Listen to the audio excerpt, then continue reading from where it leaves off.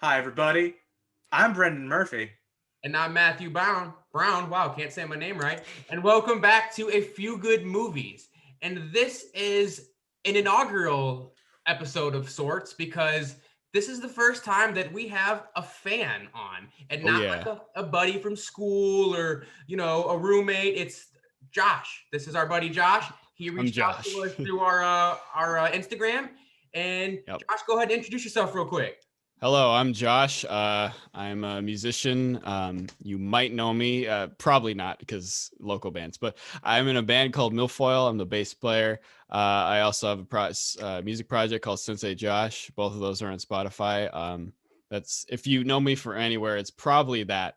And I also have done YouTube and podcasts before, so I'm kind of around on the internet, I guess. And I love movies and I never get to talk about them except when I'm annoying my friends at like when we're hanging out and they're like, all right, calm down.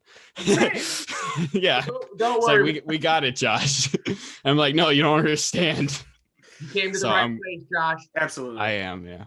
Okay, so before we get started, people, let's get down to the dirty work. I need you to please like, comment, subscribe, tell a friend, share with somebody, put a screenshot on Instagram, do something, help us out. Sharing is caring, people. Come on. So now that I've said that, let's get to it. What are we getting to today? I think I'm going to let Brendan introduce this one because I can see the anxiousness on his face. Go ahead. All right, you fucking cocksuckers. We're All right, diving you in. fucking pricks. We're going to Boston. We're going to fucking Boston. We're shipping up right now. Oh, We are talking about our first Scorsese, which anybody who knows me, that's a big thing for me. Me and Matthew, we've been talking about this for months. Since we started this podcast, when are we going to do our first Scorsese? Because it's my favorite filmmaker of all time, a man very close and dear to my heart. I have my little shrine of my Scorsese Blu-rays and DVDs right there. I'm looking at them right now. We are talking about The Departed, the movie that he breaks the curse with.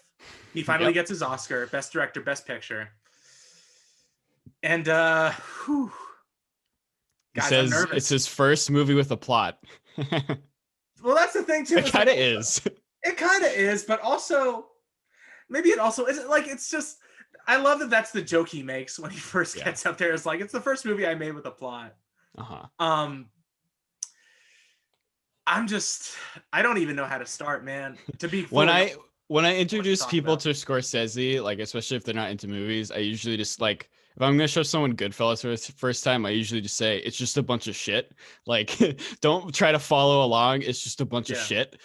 This is his one movie where this and like Shutter Island, I guess, are like the most like a regular movie. Like, there's a plot you can follow. It kind of doesn't make any sense. Like I didn't realize what microprocessors were until like the 7th time I've seen it. I'm sorry, I have to correct you there. Microprocessors. I love to see where Baldwin's like microprocessors. Yeah, those again. I don't know what they are. You don't know what they are. Who gives a fuck? He's like talking to the audience. Martin Sheen just like microprocessors. We're gonna probably be at war with the Chinese in 20 odd years. Which, I mean, last time I watched this, I did the math. I'm like, wait, it's been like 19 We're almost years. there. We're almost there. Martin Sheen might have been close. right. We got 6 years, boy. Well, not even that. We got 5 years. 5 years to be at war with the Chinese. We got to prove Martin Sheen right. Microprocessors. Yeah. So Scorsese is my favorite too. Yeah. And this movie, I mean, it's just every day. I wouldn't say this is my favorite of his, but it's definitely in my top 5. But it's probably the most special to me because it's the first one I saw. I live right near Boston. Like, I watched this movie when I was too young. Like, I should not have been watching this movie. I was watching like the TV because it was like it won Best Picture, and it's like a Boston movie. So like my parents were just always watching it like on TV. And like I didn't realize like this is the censored version. And then when I finally watched it, I was like, oh, okay.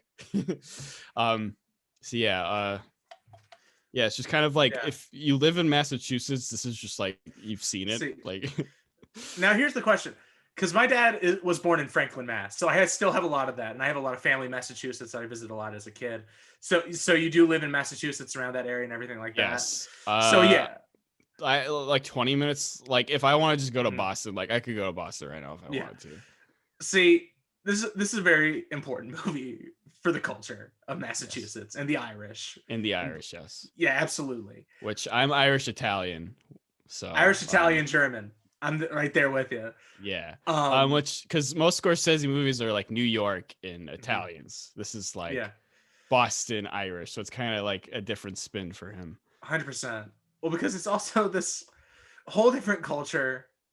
Like I love the little bits of like Irish versus the Italians Yes. in this movie. How the Irish are just always like, fuck the Italians. I Yeah. hate the Italians. I love the scene where DiCaprio's like he's in that weird like half gas station, half like The park luncheonette. diner. He's like at a gas station, but he's like sitting down eating. Like I don't know what's going on with that. But then the Providence guys are there, and he's like, "You boys delivering cannolis or something?" Yeah, absolutely. You boys delivering cannolis. And he just beats the shit out of them. It's like, No wow. use crying over spilled guineas, baby. Spilled- Like what the hell? There's so many good It's- Jack lines in this. Oh, I mean, we'll I get was gonna into say that. this. That's a I whole was gonna. conversation. Do you want me to save my Jack Nicholson thoughts for later? I mean, if we want to talk Nicholson, Okay. why not? So- Let's do it. So if you're watching this, you've probably heard of a podcast called The Rewatchables, and I love them. And their Yeah. episode on this movie is great. You should listen to it. Mhm. But in that episode, both Bill and Chris come to the conclusion that Jack Nicholson's performance in this movie is really bad. And Mhm. like, I don't understand. Like, do you guys? I think he's great in this movie, and I don't really know where they're coming from. Here's the thing. And I think because I'm also a fan of the rewatchables, and I feel like I've talked about it on this podcast before. But here's the thing about Bill Simmons. I love him a lot. I love his like takes and everything like that. I think he's really fun to listen to. It's like hearing your dad talking about movies. Like I love like his devotion to Heat. His devotion to Heat Yes. is really on a next level. Absolutely. Chris Ryan fucking doing the Pacino impression every time he comes on a rewatchables episode is great. And is a huge fan of the Fast and Furious franchise. I always love how like him, Chris, and Shea Serrano always get on there and they're just fucking cutting up about that. But here's the thing about Bill Simmons. He has takes that are wrong. Like he said that His Kate Corleone one's just funny. yeah, his Kate Corleone was funny, but like this man said that I think Tom Wilson, I don't want to like butcher his name, but like he said that Tom Wilson was bad as Biff Tannen, which is a fucking disgraceful take to say like live and how like have people think that that's what you think. Because Tom Wilson's performance as Biff Tannen in Back to the Future is one of the greatest like comedic performances I've ever seen. Make like a tree or like what is it? It's Make like a tree and get out of here is one of the funniest things I've ever heard in my life. But that's the thing. I feel like, and here's what I'll give that take. Here's what I'll give the take. This is a very big kind of overplayed Nicholson performance. Mhm. It is very big. It is bigger than maybe he's been in a very long time.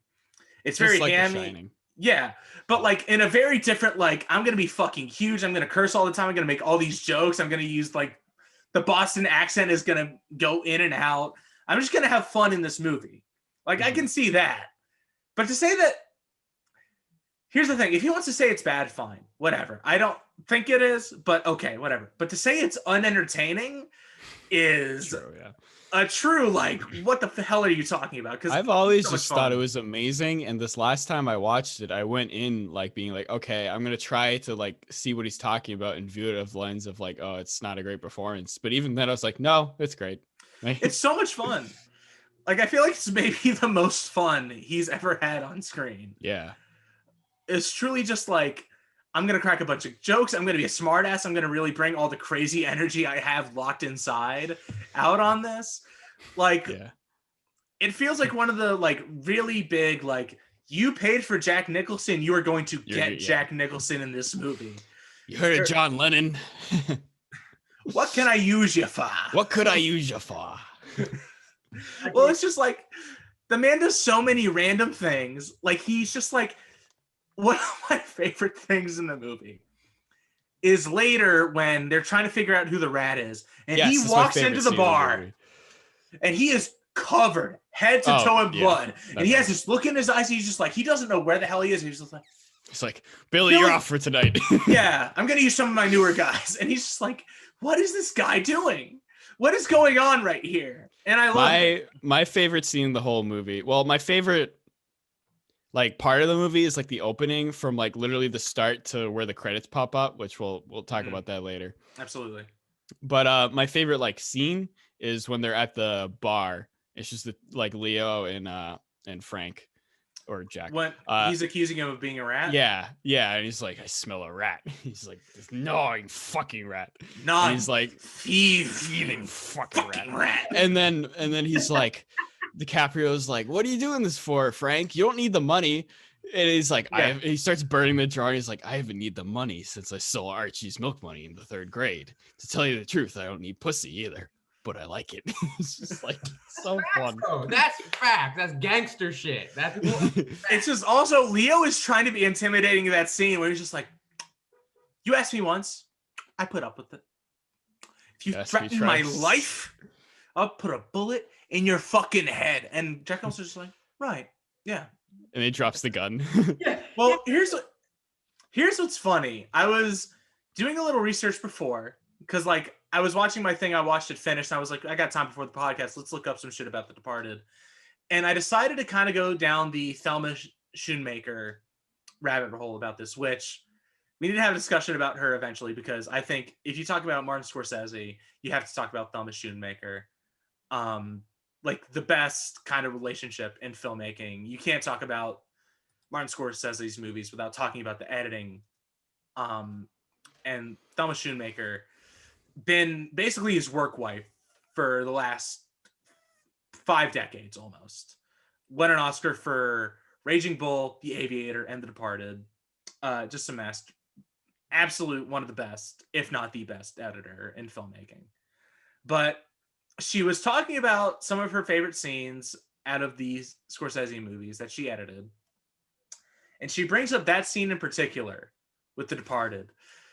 And she talks about how, because with most Scorsese movies, a lot of what's going on is improvised. Like Scorsese will be like, here's the basic guidelines. Here's some of the lines I want you to throw in. Here's the direction, but like do whatever the fuck you want. Like I'll let you do it, whatever. Like that's fine. But DiCaprio does not know that he's going to get a gun pulled on him. And DiCaprio does not know that Jack Nicholson is going to start burning the paper at the table. Yeah. So all of his reactions to what Jack Nicholson is doing is genuine. And he's just like, what the fuck is going on? He's terrified. Absolutely, he's terrified. Like this might be my last movie. Yeah. He's fucking spitting wine on the paper. He's fucking slamming the table. And DiCaprio's just like, what the fuck is happening right now? It's so good. I love when Frenchie comes back and he's sitting there and he's like, next time I tell you to do something, you do it. And then Jack comes back and he's like behind him. He's like, and then he's like, excuse me, French, I forgot. And then Frenchie starts talking. He's like, all right, Francis. And then he takes my cigarette. It's just so good. Oh gosh, it's fantastic. It's such a good movie. I love it. It's a great movie. One of the masters. I mean, in terms of, one of actors. He's got very few performances, if any, that I'm not a fan of. He really. One of the top 5 best all time. Yeah, I mean, when it comes to like standards of acting, I mean, Jack Nicholson might be, I don't know if I can say 1 because there's some heavy hitters, but Jack Nicholson's like top 3 for me. He's definitely top 5 or Mount Rushmore. So yeah, like definitely on the Mount Rushmore of actors. What's your favorite Nicholson performance? All of you. I might be a little biased because I fucking love Kubrick, but God, man, him in The Shining is that's mine too. Unbelievable. That's like one of my top 5 performances of just anyone. Yeah, actors and actresses, like everyone. Yeah, him and correct me if I'm wrong. Is it Shelley Duvall? Yeah. Shelley Duvall. Oh my God, it's incredible. Wendy, darling. Yeah, I mean, my life. Yeah, absolutely. It's just that's so good. Here's the thing with Nicholson. You say one thing and you're like, oh, I forgot that thing. Oh, that's there's Cuckoo's Nest too. Well, because Cuckoo's Nest is probably mine. Here's the thing: if I'm saying what the best is. It's probably Cuckoo's Nest. Now, if you want to ask me what my favorite is, your favorite, yeah, it's Colonel Nathan Jessup in A Few Good Men, and that's no fucking question. It's what we named our podcast after because I love this movie so goddamn much, and I love the Nicholson performance. But it's kind of like his performance in this movie where he's just like, yeah, no holds barred. I'm just going to fucking like go. Like, I'm going to go 11 out of 10. Like, turn it up. I'm going to be Jack Nicholson for like a little bit here. Yeah. Like his big old monologue he gives. In the beginning. Yeah, that's so good. Yeah. But like, even just like, especially like thinking about the dynamic as far as like being a movie star with Cruise and Nicholson going at it in a courtroom, just like, it's so perfect. Fucking you want answers, like all of it. Yeah. The who's gonna do it? You, Lieutenant Weinberg. Like it's so good. It's so much fun to watch. I think it's power, but like it's also, here's the thing, because we're gonna talk about this a little bit later. How people bring up the take that this is kind of like Scorsese playing his greatest hits. But it's also like when you're picking a great Nicholson performance, it's kind of the same thing where it's just like, I could pick this one, but there are like 7 others that I could also say are this. Because you think about it, you also got Chinatown. Oh, yeah. I watched that the other day. It's incredible. He's great in that. Absolutely. When you're right, you're right. And you're right. Absolutely. But he's got so many other fun performances. Like, obviously, The Shining, big one. And we've already brought up One Flew Over the Cuckoo's Nest. But you've also got stuff like, you know, he's an easy rider for like a couple minutes. He's great in that. You've got Terms of Endearment. Witches of Eastwick is a really fun performance from him, personally. I really love that one. As Good as It Gets. And his like kind of performance before this one, as far as like one of my favorites, is About Schmidt. Like him really taking a kind of like, I'm old, I'm about to be out of here, like Alexander Payne depressing like old guy movie. Yeah. And it's so goddamn. About anger management with Adam Sandler. That's a fun performance. Yeah, really fun performance. I can't talk about. I haven't seen that in 10 years probably. He goes big on that one for sure. I mean, that's the thing about Nicholson. He's never going to give a bad performance. Yeah. I don't think I've ever seen Nicholson give a bad performance. He might be like another one of my favorite things is like he would always pop up in all those Roger Corman movies because him and Corman were tight. Yeah. And he just like, yeah, I can show up for 5 minutes. Like, that's no problem. And I just love that about, and like one of my other favorite, like kind of smaller performances from him is in Broadcast News, where he's just like in there for maybe like 5-6 minutes of screen time, but he's like the big, like Walter Cronkite kind of like, oh, that is the newsman of this era, which is like, and he's perfect. I mean, he's Jack Nicholson. He brings gravitas to a performance, but he'll also have fun with it. He's just tearing it up the whole entire movie. Absolutely. It's great. I love it. So for sure. So let's talk about Jack Nicholson's opening monologue, which is just, it's incredible. Mm-hmm. He starts off with, I don't want to be a product of my environment. I want my environment to be a product of me, as like stock footage of Boston is playing in the background. And then he just goes off about like race in Boston. He's like, after 20 years where an Irishman couldn't get a fucking job. He's like, we had the presidency. May he rest in peace. May he rest in peace. I was gonna say, when I watched it this last time, I was like, holy shit, he just called the Irishman. He just referenced the Irishman. Obviously, this was before the Irishman came out. Yeah. But like, I would have known this when Irishman first came out, I'd have been like, holy shit, they about to talk about John F. Kennedy. Nicholson played Jimmy Hoffa in another movie. I think it was just called Hoffa. It's Hoffa. Yeah, it was Dan DeVito's, one of his directorial efforts. In terms of looks, I think Jack Nicholson fits Jimmy Hoffa more than Pacino. But sure. But also Pacino has the scene where he's like, I'm going to jail. You understand? I'm going to prison because of you. I don't want to be with motherfuckers.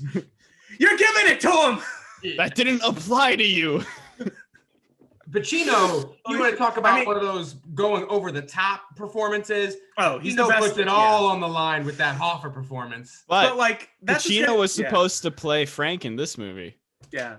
I mean, I'm sure him and Scorsese wanted to work together thousands of times. Yeah, because he was going to be in Goodfellas too. Yeah, but like, just Irishman was finally the movie that happened, which Yeah. I mean, kind of thank God, because I think that performance that Pacino gives in The Irishman is so perfect. Oh, it's great.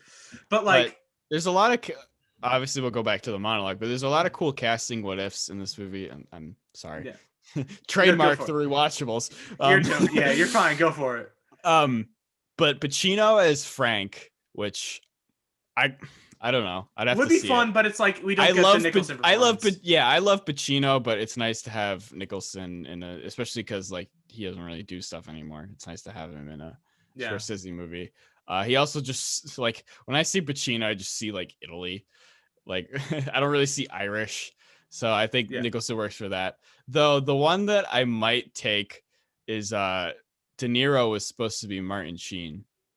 And I love Martin Sheen in this movie, but if you just add De Niro, like I'm not gonna say no to De Niro. Yeah. I mean, here's the thing. I'm all in on Sheen. Sheen in this movie is one of my favorite parts of the movie. Yeah, Sheen's one of my favorites. I fucking love Sheen. Yeah, underrated performance by Sheen. He's great, but like if you get De Niro in here, then it completes like the trilogy of like Goodfellas, Casino, Departed, and it's like passing the torch. De Niro's like passing the torch to Leo. See, but I'd rather have the trilogy of Goodfellas, Casino, Irishman. Yeah, that's the better trilogy. Before Irishman came out, I always said that the trilogy was like Goodfellas is like romanticizing the mob life. Casino is or Departed is showing is like the cynical take and like this is awful. And Casino just kind of shows you how it is. Yeah. But obviously the Irishman kind of fucks that up. So. See, but I think Goodfellas romanticize. I feel like all these movies romanticize it. Departed maybe the least. Yeah. But Departed like Goodfellas, is like Casino, this is awful. Yeah. Goodfellas is, but Irishman is like the best representation of that. Of like, listen, even if you make it through, you survive, you don't get whacked. You've had your fun, you've had your money, you've had all of it. Like at the end of the day, you are fucking left emotionally bankrupt. Your soul is gone. Like it's all over. But like I think the De Niro trilogy is Taxi Driver, Raging Bull, Goodfellas. Like that's the trilogy. If you want to talk Scorsese. Personally. I'd say Taxi Driver, Raging Bull, King of Comedy. King of Comedy, but I feel like that's because I feel like De Niro's more. Because I don't know, when I watch Goodfellas, De Niro just kind of always feels like, oh, he's there. There he is. There he goes.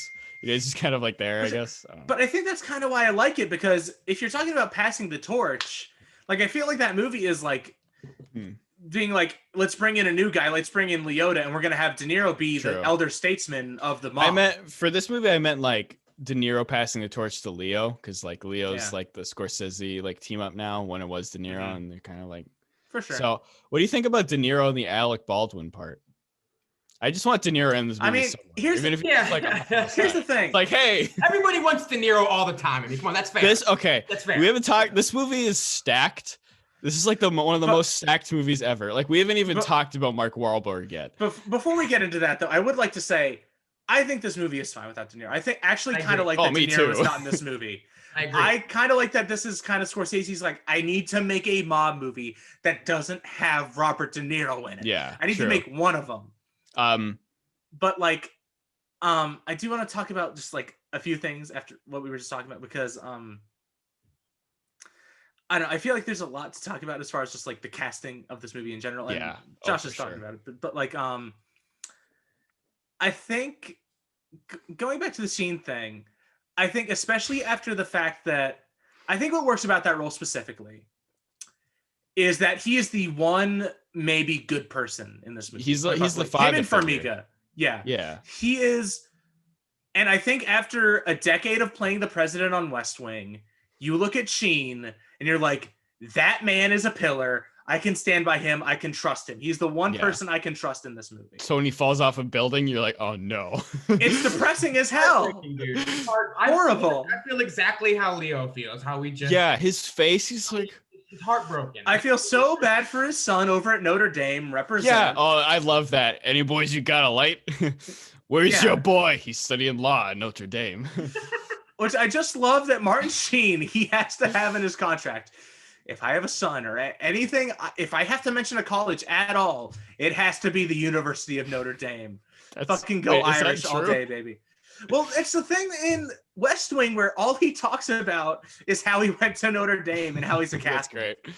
I love the that. scene where Leo goes to his house and he's like, he's a fucking FBI informant. And she's just like, do you want some supper? My wife made supper. He's the one like decent person who's just like, we do like, I'm He's trying. Like, that's my man. son over there. I wish there was a scene of them just like eating like leftover like lasagna or whatever. Yeah. And then he's like, so how is it being a gangster?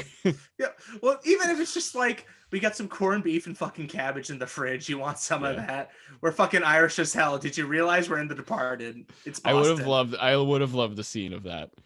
Absolutely. I'll go on record and saying, because just how much fun Scorsese has. He probably has that scene. It probably didn't get good, but I want it. Has that scene. Just give it to me, Marty. Come on. Well, here's the thing about Martin Scorsese. The man loves a dinner scene. He loves people sitting down at a table. One dog goes the other way. Exactly. But it's like Raging Bull when he's doing the fucking punch me in the face. Like, do it right now. Like all that. Goodfellas, obviously, that's all about fucking dinners. There's so many good dinner scenes in that movie, whether it's at the Huff. Yeah, exactly. Whether it's at his mom's house, whether it's in prison, whether it's at Paulie's house, wherever it is, that man is just like, yeah, when are we gonna get a plate of fucking ziti in here? Like, when's it going? When's it happening? I need some gravy. I need all of it right now. Where is it? Casino's great at that. Like, too, it's not as, but like, I have to think about the blueberry muffins in Casino. Mm-hmm. A great scene. Oh yeah, personally. An equal amount of blueberries in each muffin. That's awesome. Yeah, that I love that part. He gets so. Do you know how long that's gonna take? I don't care how long it takes. An equal amount of blueberries in each muffin. You can either do it the right way, the wrong way, or my way. Exactly. But then, like, that's what was so good about Irishman is he kind of brings some of that back. Like, one of the most heartbreaking things I've ever seen in a Scorsese film, which he has a lot of that shit in there. Like, I think back to Silence and other movies where he really goes into his depressed mode. But like, when the bank scene, De Niro and like when De Niro and Pesci are in prison, and Pesci is like, I can't break apart the bread with my teeth anymore. I have to like dip it in the wine. But I'm just like, Scorsese is saying he's done with this genre and everything. Essentially. I was gonna say the bank scene, spoilers, but that was the scene that got me when he's like at the bank and he's trying to talk to his daughter. 100%. I mean, the last hour of that movie is heartbreaking. It's like 3 hours of Goodfellas and you're like, yeah, man, this is fun. And then the last 30 minutes just turn to Raging Bull and you're like, what's happening?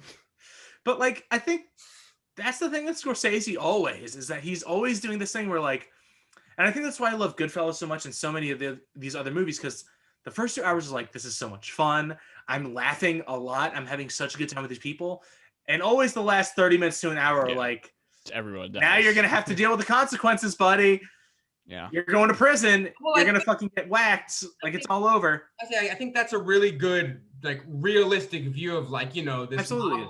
That, like, you know, it's all fun and games, but, like, very rarely does it end good. Like, I mean, you know, no gangster rode off into the sunset. Yeah. You know, they always end up getting killed or going to jail or everything falls apart all the time. So it's like this, it's like this epic saga that always ends in tragedy because, I mean, you know, well, go ahead, Brendan. But see, that's the thing. And it's why I kind of brought it. I think we were talking about this a little bit before, but there's for me, if we're talking about a trilogy with all these, like, I think all these movies intertwine with the framework of Scorsese's career and the framework of mob movies and everything like that. And Departed is a good, like, entrance into it for this generation in particular. But I think if you're talking about crime as a genre and organized crime movies, there's a perfect trilogy for me. And the third one is like very long, obviously, because it's a television show and I'm going to bring it in. But like, it's The Godfather, it's Goodfellas, and it's The Sopranos. Like, that's the holy trinity for me when it comes down to it. And Irishman is a great epilogue to all of it because it's that, like, kind of like, now we're getting old and we're getting senile, and this is really like what you pay for, even if you actually survive the ordeal. Because Godfather is this, like, you know, the organized crime racket is like, it's very like, we're all honorable men. It's very Shakespearean. Like, we're in part of this like noble tradition of men who are just trying to provide for the families, and like they kind of act like kings and these noblemen in a weird way. Like, the first scene is like Marlon Brando, like, sitting up in his high chair, just like, what can I do for you today? Like, it's like somebody coming up to a king and like, I have this problem, and I know you're the leader of our like little plot here, so I need you to help me out with it. Like that's what Godfather is to me, is like it's this Shakespearean kind of like classical storytelling way of showing like organized crime. And then you get to Goodfellas, where Martin Scorsese is like, Francis, I love you so much. You're my buddy. You presented me my Oscar for The Departed, like along with my buddies Steven Spielberg and George Lucas, which we're gonna get into the like whole Oscars of it and everything eventually. But like, I fucking lived across the street from these guys. These were dirty fucking scumbags that fucking fucked around, did drugs all the time.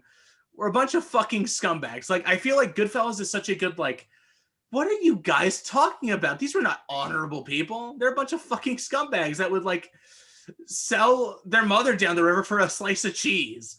Like, that's all it is. Like, specifically, like, Ray Liotta at the end of the movie is like, what is it, like $3,600 for a lifetime? I couldn't even afford the coffin for the funeral, or like whatever. And then Sopranos is a great last stand of it, because if you watch any of that show, it's about specifically like the pilot. He literally brings it up in the dialogue, the ducks, where he's just like, you know, my dad, there's something about coming up at the beginning of something, like being a part of the growth of something. And now I feel like I'm coming at the end of it. And that's what that show is. It's a show about the people who grew up watching like The Godfather and Goodfellas and all of this.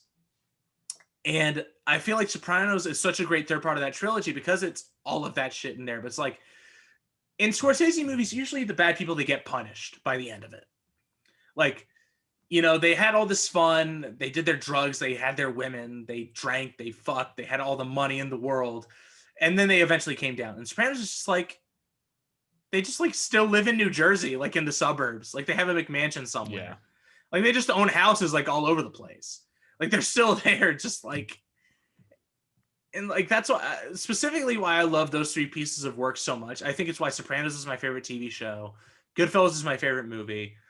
I think if you ask me, like Godfather is maybe the best movie ever made, personally. So like, yeah, that's kind of my take on it. I know we like got away from The Departed a little bit, but I was just letting you go. Yeah, like that's personally kind of how I feel about it. If you like ask me like why I love the crime genre and like why I love specifically those three pieces of work, like that's my take. I don't know. I know I got away. So if you guys want to get back to The Departed, you're killing it. I let you go back for a second. Yeah. You want to go back to the monologue? The monologue. Yeah, that's the monologue we got back to. Yeah, for sure. Do you guys want to talk about it? I kind of mentioned the bit. No, I do want to talk about it because it's fantastic. But like seeing Colin Sullivan as a little kid, but like that's the thing is like, and that's how it happens is Frank Costello just walks into the park luncheonette, which I love. Like comic books. Yeah, well that's the thing. I love that shot of like early on, that's what you see is like this Irish owned like part of the neighborhood, everything like that. But like 30-40 minutes later, that's where he beats up the fucking guys from Providence. Like, I love that. That's so great. Of just like the fact that the sign is now broken, like half of it's gone. Also, whoever casted that little kid to play Matt Damon, great job. That looks like Matt Damon. Like when they have the little cut that switches to him like sitting down, it's like they just had a time machine on set and they destroyed it and didn't tell anyone. Yeah, but it's like you can obviously see, and it's what Scorsese's so good at is the seduction. Because, and I think it's why, because we were talking about this before, but like why we originally were kind of turned off by Goodfellas, at least for me personally, as I was like, oh, these people are horrible. Like this guy is cheating on his wife all the time, like especially because I had never seen a movie like Scorsese's before. I had watched that, so I'm like having a trouble understanding like why do people like this movie? This isn't a classically made movie or anything like that. But now that I watch it, I'm like kind of like, oh, so this is like how it is. But like there's a seduction that Nicholson is doing to Colin, where he's just like, he wants some get him some cold cuts, a couple cartons of milk. You like comic books? Let's get him some comic books. Absolutely. Let's get him some fucking comic books. Hey, you come see me on L Street. You know where I am on L Street? You come see me. You ever need some extra money? Like, don't even worry I about like it. he's like, you do good in school. He's like, yeah. He's like, so did I. That's what's called a paradox. So good. The script for this movie is just excellent. There's just Oh. it's just the like this movie's all about the little things for me. There's just so many lines that like I don't know why they're so great, but they're just so great. I love the Nicholson line. This jumps ahead a little bit more. He's like, "How's your mother doing?" He's like, she's on her way out." He's like, "We all are." Act accordingly. Fucking love it, dude. I get worked. That's a great one. Well, what's funny is think twice about it. they knew because that's the last line of the trailer. Yeah. Okay. They all act accordingly. The Departed. Fucking October. Get your tickets. Oh man, I wish I could have seen this in theaters. I was gonna say I would have bought my if I would have thought. I mean, dude, Matthew, me and you, we were talking about it because the Alamo Draft House here, they had a big old party plan for St. Patrick's Day. They had a fucking dinner and beer party planned for The Departed on St. Patrick's Day, and I was like, dude, we need to fucking go. That's great. When we worked together, we were like, because now this is a fun story. So Matthew, back in the winter of 2019, was working on a scene for his acting class that required him to do a New York accent. So all he would do for like 2-3 months was just quote Scorsese movies. And he would do his accent and I would do my accent. And we just quote Goodfellas, The Departed, all these crime movies that we love so much, all of it. I did it to customers. They thought, I don't know if they Dude, you did it to customers. You did it to Adam fucking Sandler. Yeah, it was Adam Sandler. It was awesome because he came in to our job. We work I at have questions. yeah, we work at a little fast food restaurant, Yeah. and so he came in and I saw him coming up, and I'd been doing the New York accent all day, and I was like, and he keeps coming up to my register. I was like, should I just fucking go for it? And I was like, yeah, I'm going for it. And it was cool because he had just got done with Uncut Gems. So I saw it literally a week before. Yeah, he was in his whole New York phase too. So I started doing it with him. I eventually broke and asked him if he thought it was good. He was like, "Oh, that's pretty good actually." Okay, but it was that's like one of my definitely my prouder moments at that job is I put that on my resume. It's like, yeah, I busted out the accent to Adam Sandler. Served Adam Sandler food. Absolutely, that's one of the finest moments of our careers personally. What's funny is that one of the managers asked me to come early that day, and I was like, I don't know. I don't really feel like it. And because of the fact I came early, I got to meet Adam Sandler for like 5 seconds. That's great. Awesome. Right I after was sucked if it's like, yo, man, I wish you were at work. Just met Adam Sandler. Oh, Adam Sandler was here. Well, you did that to me with Bill Burr, dude. You guys met Bill Burr? He's my favorite. I met Bill Burr. I went You on met break Bill for Burr? 10 minutes. I come back. Dude. He's like, dude, I just served Bill Burr. I'm like, what the fuck? I was like, and I had just Paper Tiger had just come out, which is one of my. It's hilarious. He's my favorite. He's my number one. Same. He's my number one too. I lost. All right, Bill Burr, come on the podcast. Yeah, big time. Yeah, I'm sure we could get him 100%. He'd do Goodfellas. I'm He'd tagging totally him in do this Goodfellas. video. All right. Oh God. Okay. At Bill Burr. Podcast with Bert Kreischer or whatever, which I'm not the biggest fan of him, but yeah, he's got a podcast, so we're gonna get him on here. All right, we're gonna get him. We're gonna get him. Okay. I must. If you guys have a podcast with Bill Burr and I'm not there, I won't be mad, but I will cry in a ball for. No, you will be mad, and that's exactly how I felt when I came back from my 10-minute break. This guy knows I like Bill Burr. He's like, yeah, I just served Bill. Sounds like a 10-minute break too. Listen, here's the thing. What was I supposed to do? The man just comes up to my register. You tell him, wait. Stunned. Say, I'm Bill, stunned. Bill, wait. Let me go get Matthew. Dude, Wait, listen. No. Here's the thing. Bill Burr, if you know Bill Burr and you fucking know Bill Burr, this man doesn't want to is wait. cranky. No he pity. does not want to meet No fans when he's fucking getting a sandwich at a fast food restaurant. I just I'm gave you not bringing 100% you of up the to money meet Bill to Burr. give me I don't want Bill 100% Burr of to the fucking sandwich. hate me. Are you serious? No shot. I'm sorry. I could definitely see him being on stage being like, so I was at this fast food store and ordered food, and then the employee's like, wait, I gotta bring my friend. Well, it's like, listen, here's the thing. I tried to play it cool too, where like I tried to act like I didn't know him because I didn't want him to like have to like be like, great, one of my fans is taking my order at the restaurant that I'm at right now. So I was like, can I get a name for the order? He's like, it's Bill. And I was like, oh, I've already pissed him off. Okay. I wish you would have said William. I wish you'd like, it's William. I would be like, oh, you're from Breaking Bad. Yeah, exactly. Hey, didn't you used to have hair, bro? Didn't you? Jesus. Are you Louis C.K.? No, don't ever say that shit to Bill Burr. Are you out of your That's mind? disrespectful to Bill Burr for sure. Yeah. You want to so- get punched in the face? That man will punch you in the face. Which, by the I'd way, be for those happy. following the podcast, I finally watched King of Staten Island. Bill Burr is really good in it, and I like that I haven't movie. seen Pretty that yet. solid. It's good. It was on HBO Max. I liked it a lot. Anyways, The Departed. Yeah, for sure. But like, here's the thing: we talked about Bill Burr. He's Boston adjacent. We're fine. Yeah, definitely. But since we mentioned the script, we have to talk about him for a second. William Monahan. He really did write a great fucking script. It's a great script. Um, Not a lot of it makes sense. There's a lot of things that don't make any sense that they say, but I love it.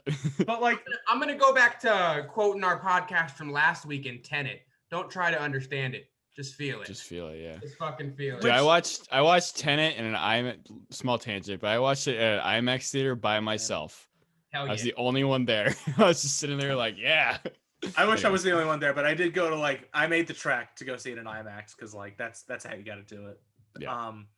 But like, and I know we talked about it a little bit before, but Scorsese is a big like, yeah, you guys do whatever the fuck you want. Mhm. But like, any of these great lines, if William Monahan wrote them, like, bravo, because there's so many good lines in this movie. It's Don't incredible. Sit in a tree, you firefighters. Those firefighters were a bunch of fucking quid. Like, it's great. It's fucking fantastic. But Getting pussy in the history of pussy or fire. yeah, it's so good. But like, that's the thing. Like, I think this is the best like insult movie. Yes. There's so many great insults thrown around. It's the best cursing movie. Like, one of my buddies, me and him, like, what he bonded over is we would just like fucking scream Departed quotes around our house. It's this just and like, Pulp Fiction are the quintessential guys pointing guns at each other and saying "fuck you" for 2 hours. Yeah. It's just amazing. But like, since we got to talk about Wahlberg, we got to talk about. Oh Wahlberg yeah, I'm and Sergeant surprised we Jacob. haven't yet. Well, because that's the thing. There's so much to talk about this movie. This movie's stacked. It's Like I thought, fucking crazy. I just always, as a kid, I just thought movies just were like this all the time. Just like, oh, everyone I just wish. was in the movie. Like Avengers 4 just has like Brad Pitt and Marlon Brando back from the dead just shows up. Like I just thought all movies were stacked like this, and it's just like it's Right. crazy. Wahlberg's so good. He's in 4 scenes. 4? Or is it There's more? no way. He's got to be in more than that. He's not think Like it's he'll like pop in 4. for like 2 minutes. That's the thing. There's Let's see. There's he's the got that- beginning. He pops in at the staff meeting. Yep. He's there when they do like the thing in the car. Him, Sheen, and DiCaprio. there He's for- on like the headphones and everything. Like he's all Yeah, through this yeah, movie. he fights. He fights. He's in. and He he's fights still Damon, connected, yeah. obviously. He's in the warehouse. Yeah, like yeah. he's all over this movie. But he doesn't have like big lines in any of it, except for that first scene. No, and he gets gets Yeah. big lines throughout this movie. How dare you, sir? No. I don't cops feel are like he doesn't have mushrooms. big Feed him lines. shit and I keep mean, him in he the doesn't dark. have The big feds. lines. I like See, I disagree because like he's going off in the fucking warehouse when yeah. there's the microprocessor deal You're happening. gonna put any cameras in the back? Well, that's Baldwin. We have to credit that to Yeah. Sir Alec Baldwin, who's also pitching absolute heat throughout this Yeah. movie. He's great. Well, because Marlberg's like he's like who I'm the guy who you? does He's my like, job. "I'm You must guy- be the yeah, other guy. You must be the other guy. Yeah. I love when him and Baldwin are having the meeting, and then he's like, "How are you?" And he's like, "I'm tired for fucking your wife." He's like, "Oh, good. How's your father?" He's like, "Good from." How's your? I fucked it up. How's So your he's like, mother? Tied from "How's- fucking my tired father. from fucking my father." And then when he leaves, Baldwin's like, "He's normally a nice guy. This Yeah. Don't judge him by this." this meeting place has alone. more leaks than the Iraqi fucking Navy. Go fuck yourself. One of the greatest things I've ever heard. This place has more leaks than the Iraqi fucking Navy. But like that's what's good about this movie too. Like it has very small layered like stabs from Scorsese, who is an admitted Yes. Democrat, about like all that's going on with Bush and the Patriot Act and like all that shit. Like one of my favorite Yeah. things in the movie is Alec Bald's Baldwin like, in the warehouse. Act. Patriot Act, Yeah, it's Patriot like, Act. It's I so love- crazy. Since we're in the warehouse, one of my favorite lines, I mean, I fucking screamed laughing, is when Alec Baldwin's talking to Damon. He goes, "You smoke? You don't smoke. You want those fitness?" Go for yourself. Yeah. It's fucking hilarious. See, I love when he's playing golf with Matt Damon. He's just drinking a beer and he's like, a lot of guys don't trust a guy with an immaculate record. I do.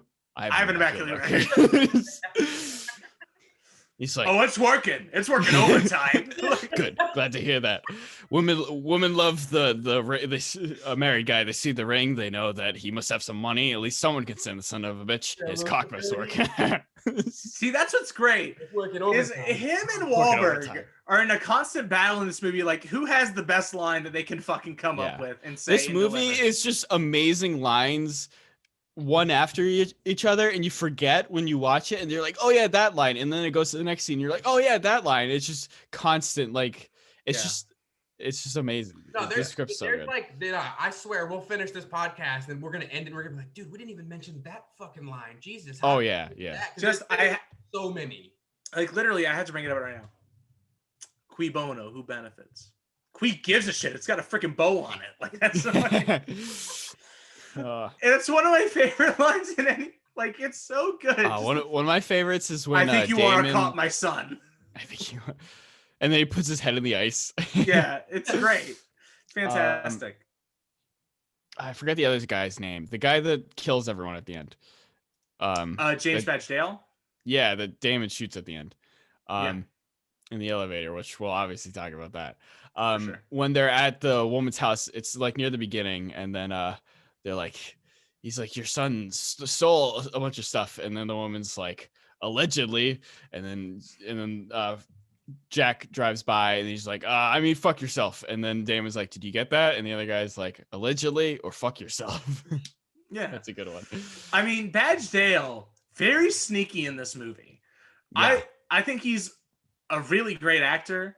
I think whenever I see him in a movie pop up, I'm like, oh my gosh, it's James Badge Dale. Like, I think he's one of those like best like under talked about actors. Like he's got this. I think he gives a really great like couple like one scene performances in like Flight. It's great that he's like kind of an unknown, because like if that was like, I don't know, like Ben Affleck, you'd be like, oh, he's clearly important, he's gonna do something later. But you're like, oh, who's that guy? I don't give a shit about that guy. And then he comes at the end, you're like, what?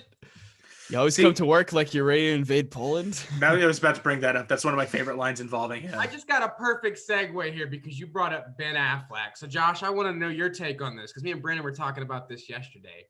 He thinks, not 100%, but he said that he could replace Mark Wahlberg in this movie with Ben Affleck. How do you feel about that? I think you could replace Leo with Ben Affleck. I disagree. I don't think. Yeah. No, I don't think it wouldn't be as good of like Leo would do a way better job. But if you want to make it like more Boston, then add Ben Affleck in there, and it's like immediately more Boston. You can definitely squeeze Ben in there. See, that's the argument I have for replacing him with Wahlberg. Is like I need Affleck in here. Damon's in here. Like I need fucking Wahlberg in here. And here's the thing, Wahlberg is fucking delivering it in this movie. He's great. But also, here's the thing about Wahlberg. I fucking hate him as a person. I think he's kind of a douchebag. Like, I think I really turned on him when he disavowed Boogie Nights his best performance. And he was like, I wish I didn't do that. I was like, what do you mean you wish you didn't do that? Yeah, I love Boogie Nights, but I've only watched it once just because it makes me so uncomfortable. One of my favorites. And it's not the kind of movie like, oh, I love PTA and I love that movie, but it's like, it's not the type of movie that I'm just going to put on because I know someone's just going to walk down and be like, what are you watching? And I'm like, nothing. See, I don't give a shit because that movie honks. That's one of my favorite movies. Like I'll put that on just like. It just, I get what it is. Like it's like Goodfellas, but instead of mobsters, it's the point. It just makes me so uncomfortable. I'm just like. See, but like, that's the thing. Goodfellas is about how all these people are fucking assholes that'll stab you in the back no matter what. Boogie Nights is about like a family for me personally. Like I watch Boogie Nights and I'm like, oh, this is like actually a very sweet movie layered under all the like porn and all of like the drugs and the sex and all of that. Like it's about this like group of people that like come together and form this unit together in this like weird, crazy fucking world. And that's what I love about Boogie Nights. And I think that's why I love Mark Wahlberg's performance in it. Because he's so human. It's the most human he's been. It's the most vulnerable he's been. It's literally the antithesis to this performance where he's just like, I got the biggest fucking dick in the room. I'm the smartest. I'm a fucking cop. Fuck you, you son of a bitch. And in Boogie Nights, he's just like this very insecure kid who like wants people to like him and wants to be part of this family. Like that's what I love about that movie Mhm. personally. I think him disavowing Boogie Nights. Yeah, I think it's great. It's definitely, it's probably his best performance. it's I don't know incredible. what else would qualify it. It's this and The Fighter. Those are like the three. Yeah. And I think Boogie Nights is my favorite personally. I definitely say that's his best. Yeah, I'm I more like of a It's Magnolia going guy. all the way back to the birth of him and Leo. What was it? Basketball Diaries. Basketball Diaries, yes, sir. Fucking great movie, dude. Underrated performances. Underrated Leo performance too. Just to go off for a second there. He is incredible in that movie. Talking about underrated Leo performances, I think his performance in this movie in particular is underrated. For sure. I think Yes, what he's me doing too. For sure. is actually very interesting. I and think he's it's one of his best. I agree Like, because straight up. I think we talked about this a little earlier with Nicholson, but everyone in this movie is dialing it up 11 out of 10. Like, this is my like persona as a movie star and as an actor, and I'm gonna give you all of this at once. I'm gonna just fucking shovel it into your throat. And Leo is the one who's like pulled back. For sure. Yeah, he's the one guy that's dialing it back. 100%. I love that one of those first scenes with him when Sheen and Wahlberg are grilling him, and you could just see it on his face, and he's like, just all this stuff he's holding back that he wants to say, and he finally snaps there for a little bit where he's like, I don't need your personal resume on how to do this job or something. He's like, are you a psychiatrist? He's like, are you a shrink? Like, you could see it on his face how much he's saying by what he's not saying, and that to me is. I'm a big fan of, less is more on screen. Not always. Sometimes, if we're talking about Pacino or something, sometimes less isn't more. But it's very, very, it's brilliant. I think it's brilliant. He's great. And I don't know when we'll talk about Oscars. That's right. That's one of my favorite, like, yeah. That's the line. I don't know when we'll talk about the Oscars, but they pushed him for Blood Diamond, right? Instead of this. Yeah, I think so. Yeah. Did he they're get both nominated for this? Okay, so we can talk about this for like a second. We'll really do the big Departed Oscar talk towards the end. But he's so good in this movie. I love the scene in the beginning where they cut to him like watching his mother die, and he's talking to his uncle or whatever, and he's like, maybe you should start asking yourself some questions. Like, is your wife a money grubbing whore? Yeah, those are some questions. He's so good in this movie. So this movie is nominated for. Save that. I'm stopping because no. He asked a question. I want to answer it. He was not nominated for The Departed. That's all I'm trying to say.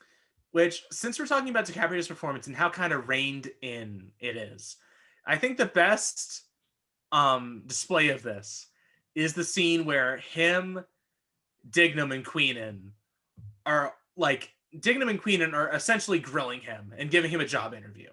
Yeah. Because they're saying like, dude, there's no shot you're going to be a cop. I'm sorry. You want to put on the hat, you want to wear the badge and everything. I'm sorry. It's not going to happen.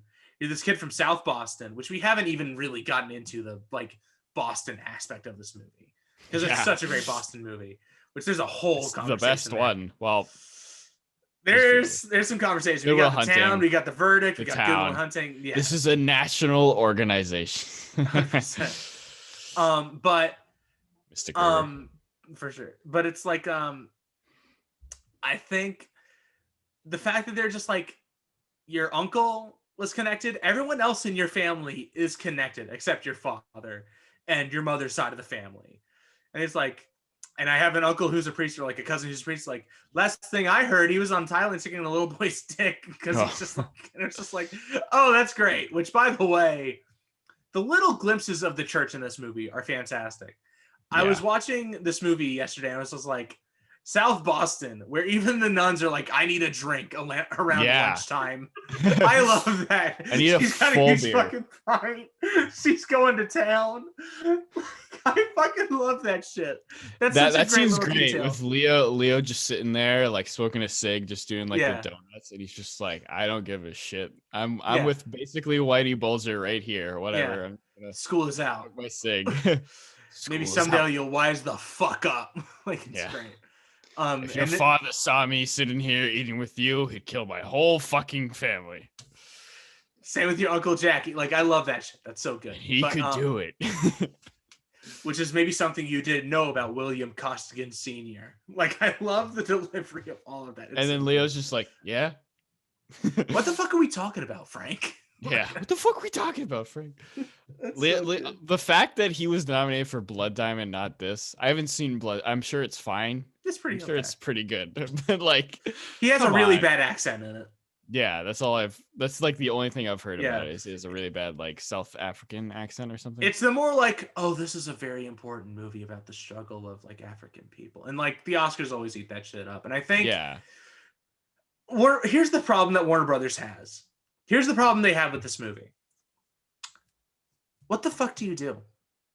You have 10 people giving Oscar level performances. What the fuck do you do? Just that Oscars that year just should have been all of them. What the hell do you do? You have Damon, you have DiCaprio, you have Nicholson, you have Sheen, you have fucking Farmiga, which we haven't even talked about the fact that Vera Farmiga is given a fucking home run performance in this movie. You've got Baldwin. You've got all these people. They should have just had a nomination that was just the cast of The Departed. Well, that's what's good about that should have been it. The Screen Actors Guild Awards is like best ensemble, and this is obviously probably the movie you give it to. But who won that year for best actor? Yeah, what was Blood Diamond? Blood Diamond was best actor, right? That's what he got nominated for. He didn't win, obviously, because obviously there's the whole like, he hadn't won an Oscar yet. Until the I'll try to find it out real quick. But I can't think what other movies came out in 2006. Well, we're about to find out. Real quick, let me pull up the whole. Okay, we're here. We're almost here. We're getting there. Okay, so obviously, Departed wins Best Picture.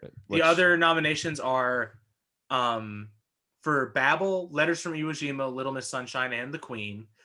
The person who wins Best Actor is Forest Whitaker for Last King of Scotland. The other nominations are DiCaprio for Blood Diamond, Ryan Gosling for Half Nelson, Peter O'Toole for Venus, and Will Smith for Pursuit of Happiness.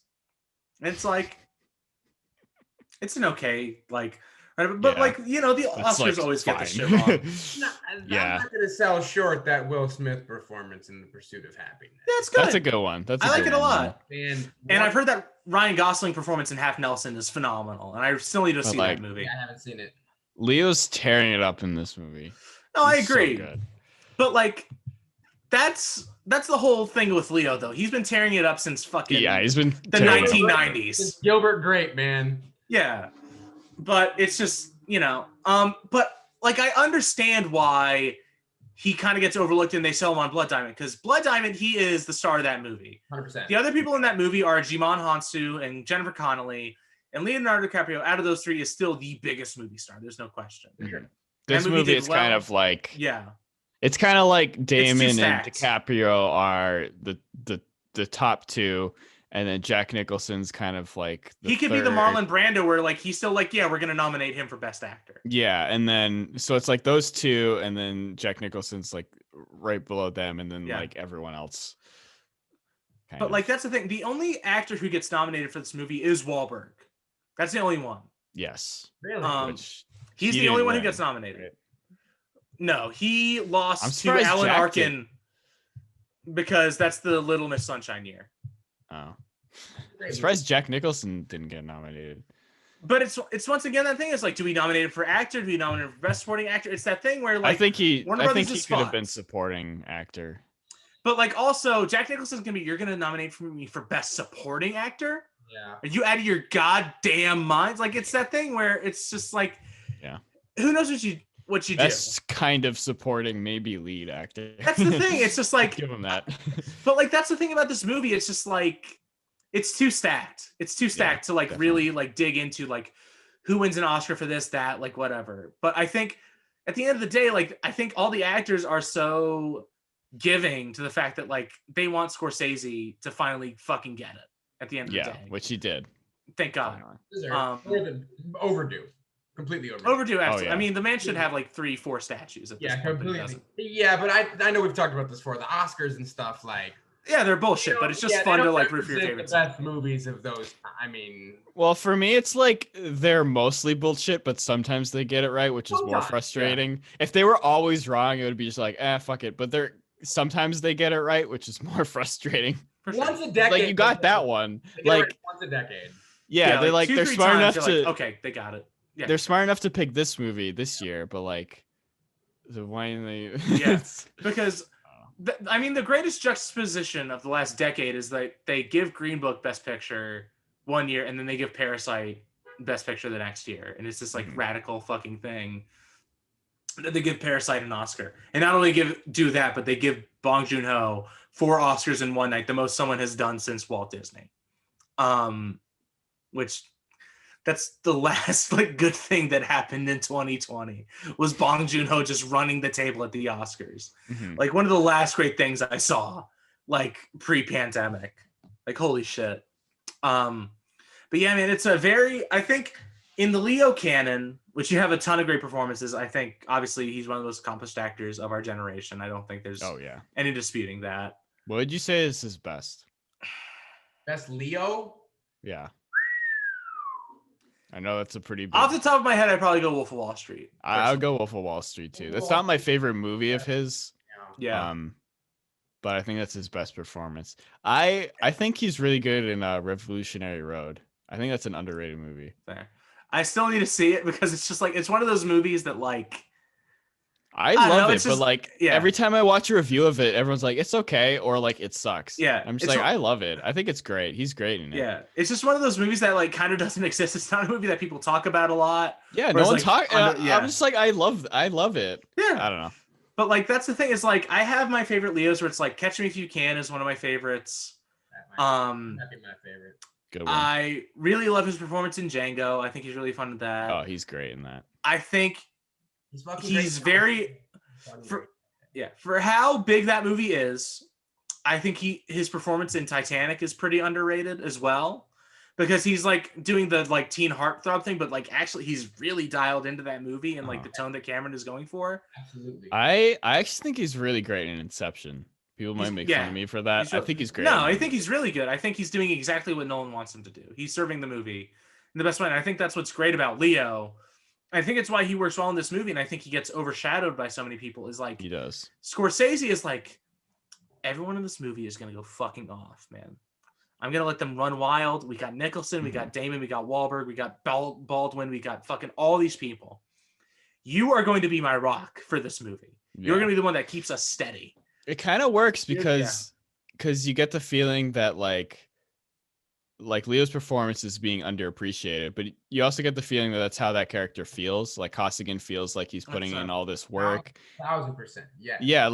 Like from his perspective, he's like doing probably one of the hardest jobs anyone could do. He's pretending to be this person that he's not all day, worried that he's good. Like there's a scene where he's like has to wear the wire and he's like having a panic attack and he's just like, yeah, John Lennon. And then he has to go to the bathroom and take it off. And he's just like, and there's a scene where he's talking to, the psychiatrist and he's just like freaking out and he's just like he's going crazy, but like everyone just no one gives a shit. Like like the only people he can talk to is the shrink Mark Wahlberg and Martin Sheen, and then Mark Wahlberg fucking yells at him all the time. So it kind of works with this character. He's like almost as a character underappreciated when Matt Damon's kind of getting all the glory. Well, I think here's the thing. Because Leonardo DiCaprio, you look at him like dead on as a character. The thing that everyone says about him is he's like literally the smartest person in the room. Everyone says it. Like Wahlberg says it to him is like, you're an astronaut, not a fucking statey. Like, what are you doing here? Right. Super smart guy. Even Nicholson is like, what the fuck are you doing here, man? Get out of here. I don't want you. Go back to fucking school. Like, I'll see you later. Like, no, you should get the hell out of here. But he's just like, I feel like he's on a bit of a revenge kick because, and I don't think this is the whole take, but like the reason he wants to be a cop is because he's seen this institution destroy his family for decades. Like his father, his uncle, his cousin's a fucking jerk off coke dealer. That no more coke deals with your jerk off cop magnet of a cousin. It's like, I think he's just like, that's a good. I've never thought about that, like why he wants to be a cop. I never really thought about that. It's kind of like, oh yeah, he wants to be a cop because that's how the movie starts. Well, because it's also this thing where he has this upper class family that he is living with most of the time, and like that's Wahlberg's whole take when he gives him the shakedowns. Like, you're upper class during the week, and on your weekends you're dropping your R's and living in the big bad Southie projects. Like, he's this guy who, like, the rest of his family most of the time is looking at him like, this fucking kid from Southie, this fucking degenerate, like, and he just like, he wants to be that, and he wants nothing to do with this upper class family. Like, I don't want to say that he's aspiring to make them proud, because that's not what he's doing. But he's like, he has this thing he wants to fucking do. Like, he's caught in the middle of this whole thing.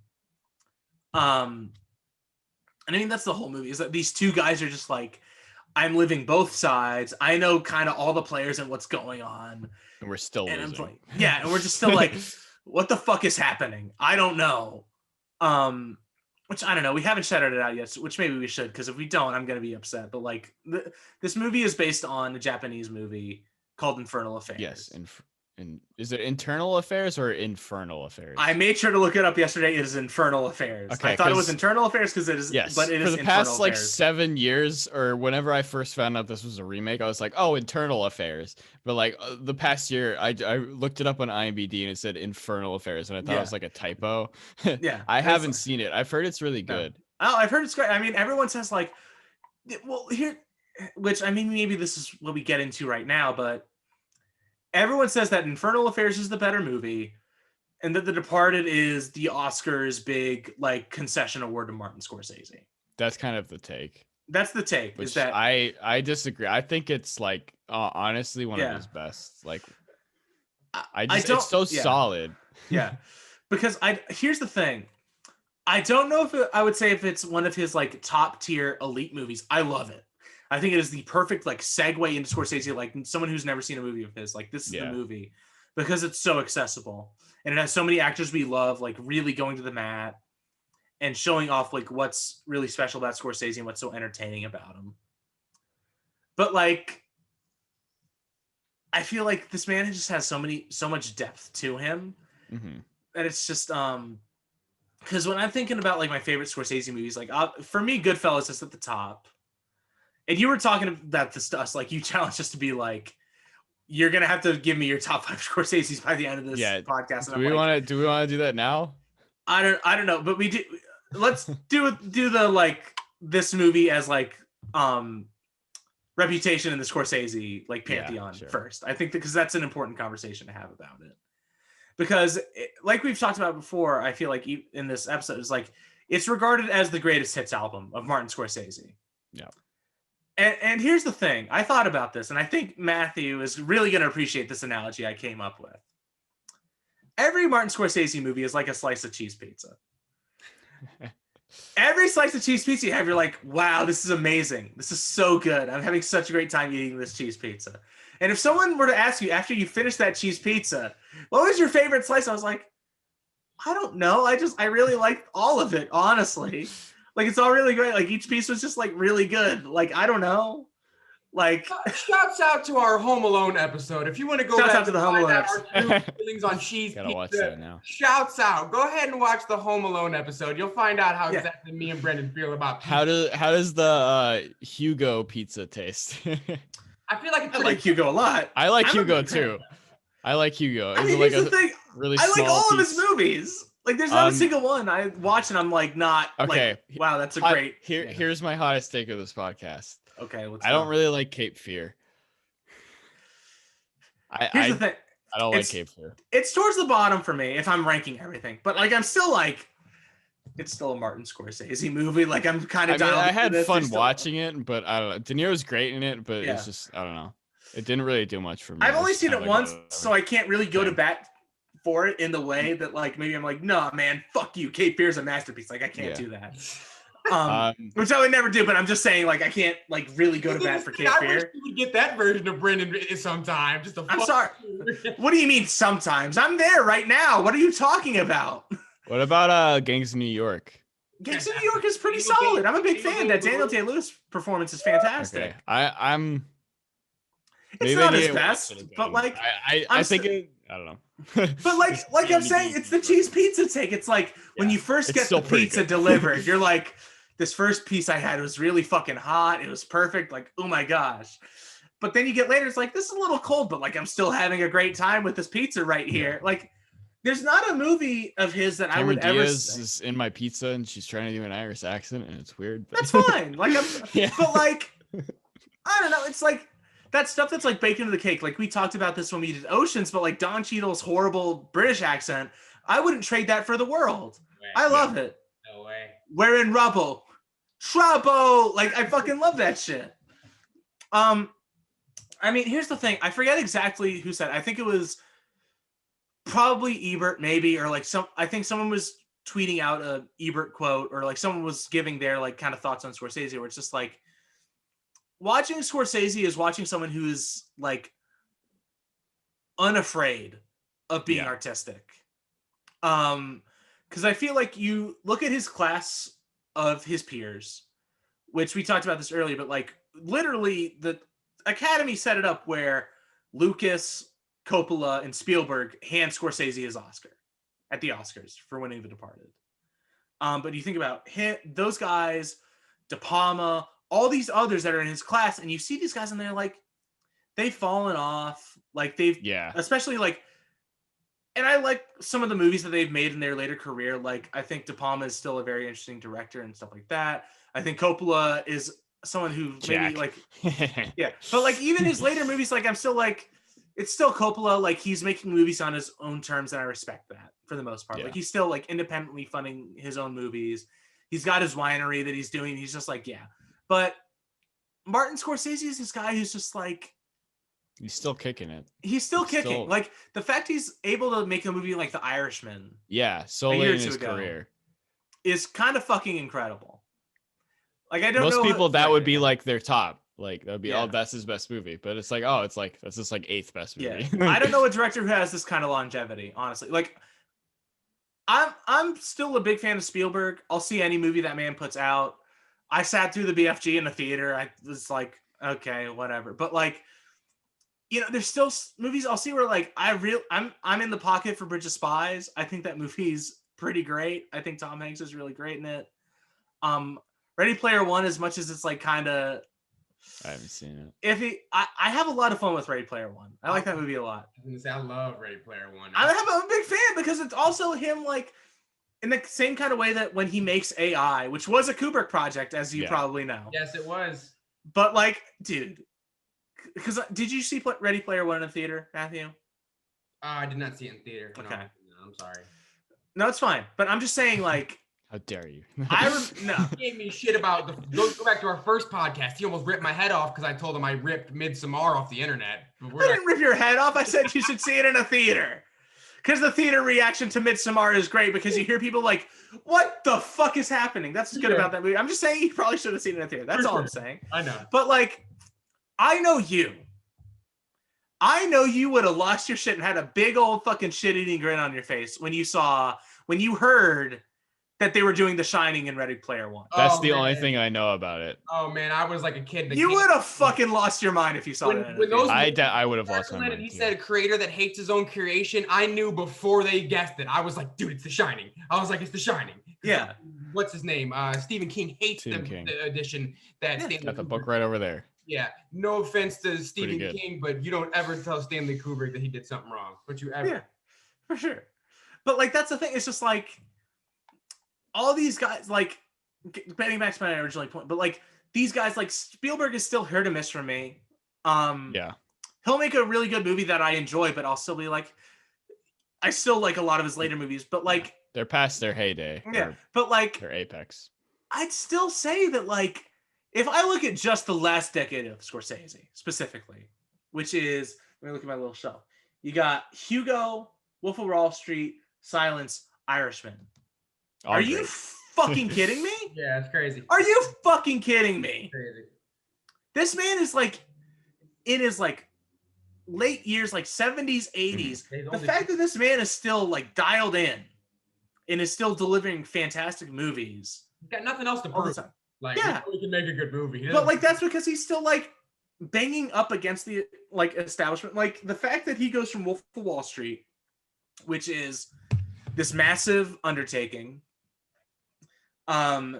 big corporate, Paramount like funded it and everything. It's this like whole thing about Wall Street, and it's about the excess of American greed. A Reflection of Time, anything like that. It's fucking incredible, and it's like Leonardo DiCaprio was laying down a fucking performance of his career. There's still an hour of footage we didn't even fucking see, which is crazy to me.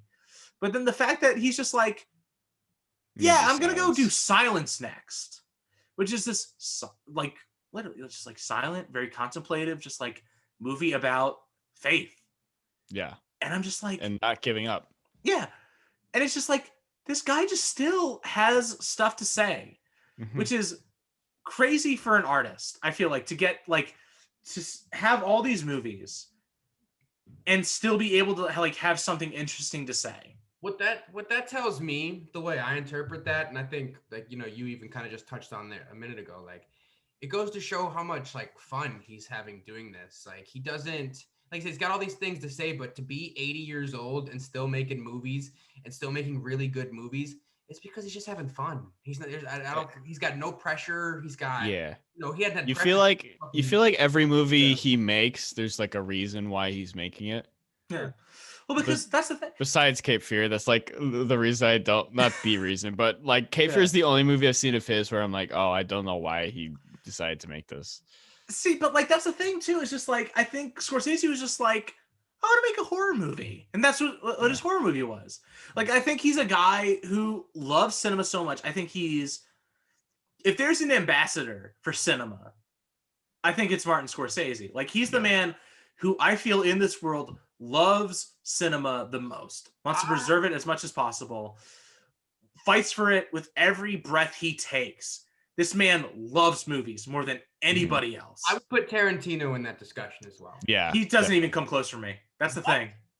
I love Tarantino, but listen, Scorsese has dedicated his life to restoring older movies, making sure that people whose voices would never be heard otherwise get their movies like seen in America, make sure they get distribution, everything. He has this World Cinema Project that he dedicates his life to, restoring older films of filmmakers he loves, like Powell and Pressburger. He fucking eats, breathes, lives this shit to his fucking dying day. I love Tarantino. I'm not trying to say the man doesn't love cinema. I think that's a fool's thing to say that Tarantino doesn't love cinema. Okay. But I think if there's someone who loves movies the most in this world, it is Martin Scorsese. I think I think that's it. For me personally. He's your guy, so I'm not going to argue with you. He's my boy. Yeah. Not going to argue with you. Yeah, that's just my thing. But like that's what's, I mean, the man made, like, Hugo is just this huge love letter to the Méliès brothers and the first people who were able to capture film at all. Like, that's what I love about that movie, is that it's him. One. Yeah. It's just him really like reveling in like, I can't believe that this thing exists. It's magical. Like there's a childlike glee to it still with a man who is still playing around. Like the fact that Martin Scorsese was like, no, I'm going to give it a shot. He made a 3D movie. Like he really put in the work to make sure that like he used it correctly, that all of it was done in like a manner that wasn't just carefree. Like, you know how 3D was after Cameron did Avatar. People were just like, just slap 3D on it. Just do a post-conversion, like no question. Like for a person to like put in the work to really like make sure that the 3D in his movie was like, you know, a way to play with the form, and he's experimenting with it and make sure it works for the emotional impact of the movie and like making sure that it works within the film. Like, he's the best. For me personally. Yeah, he's the best. And I know you're a Kubrick guy, and I can obviously understand that. I fucking love Stanley Kubrick. Well, yeah, I love. Those are my top two. Yeah, that poster right behind you, 2001: Space Odyssey. You want to talk about a pioneer for special effects? Absolutely. Oh, yeah. He took it to the next level with that movie. That movie came out the 1960.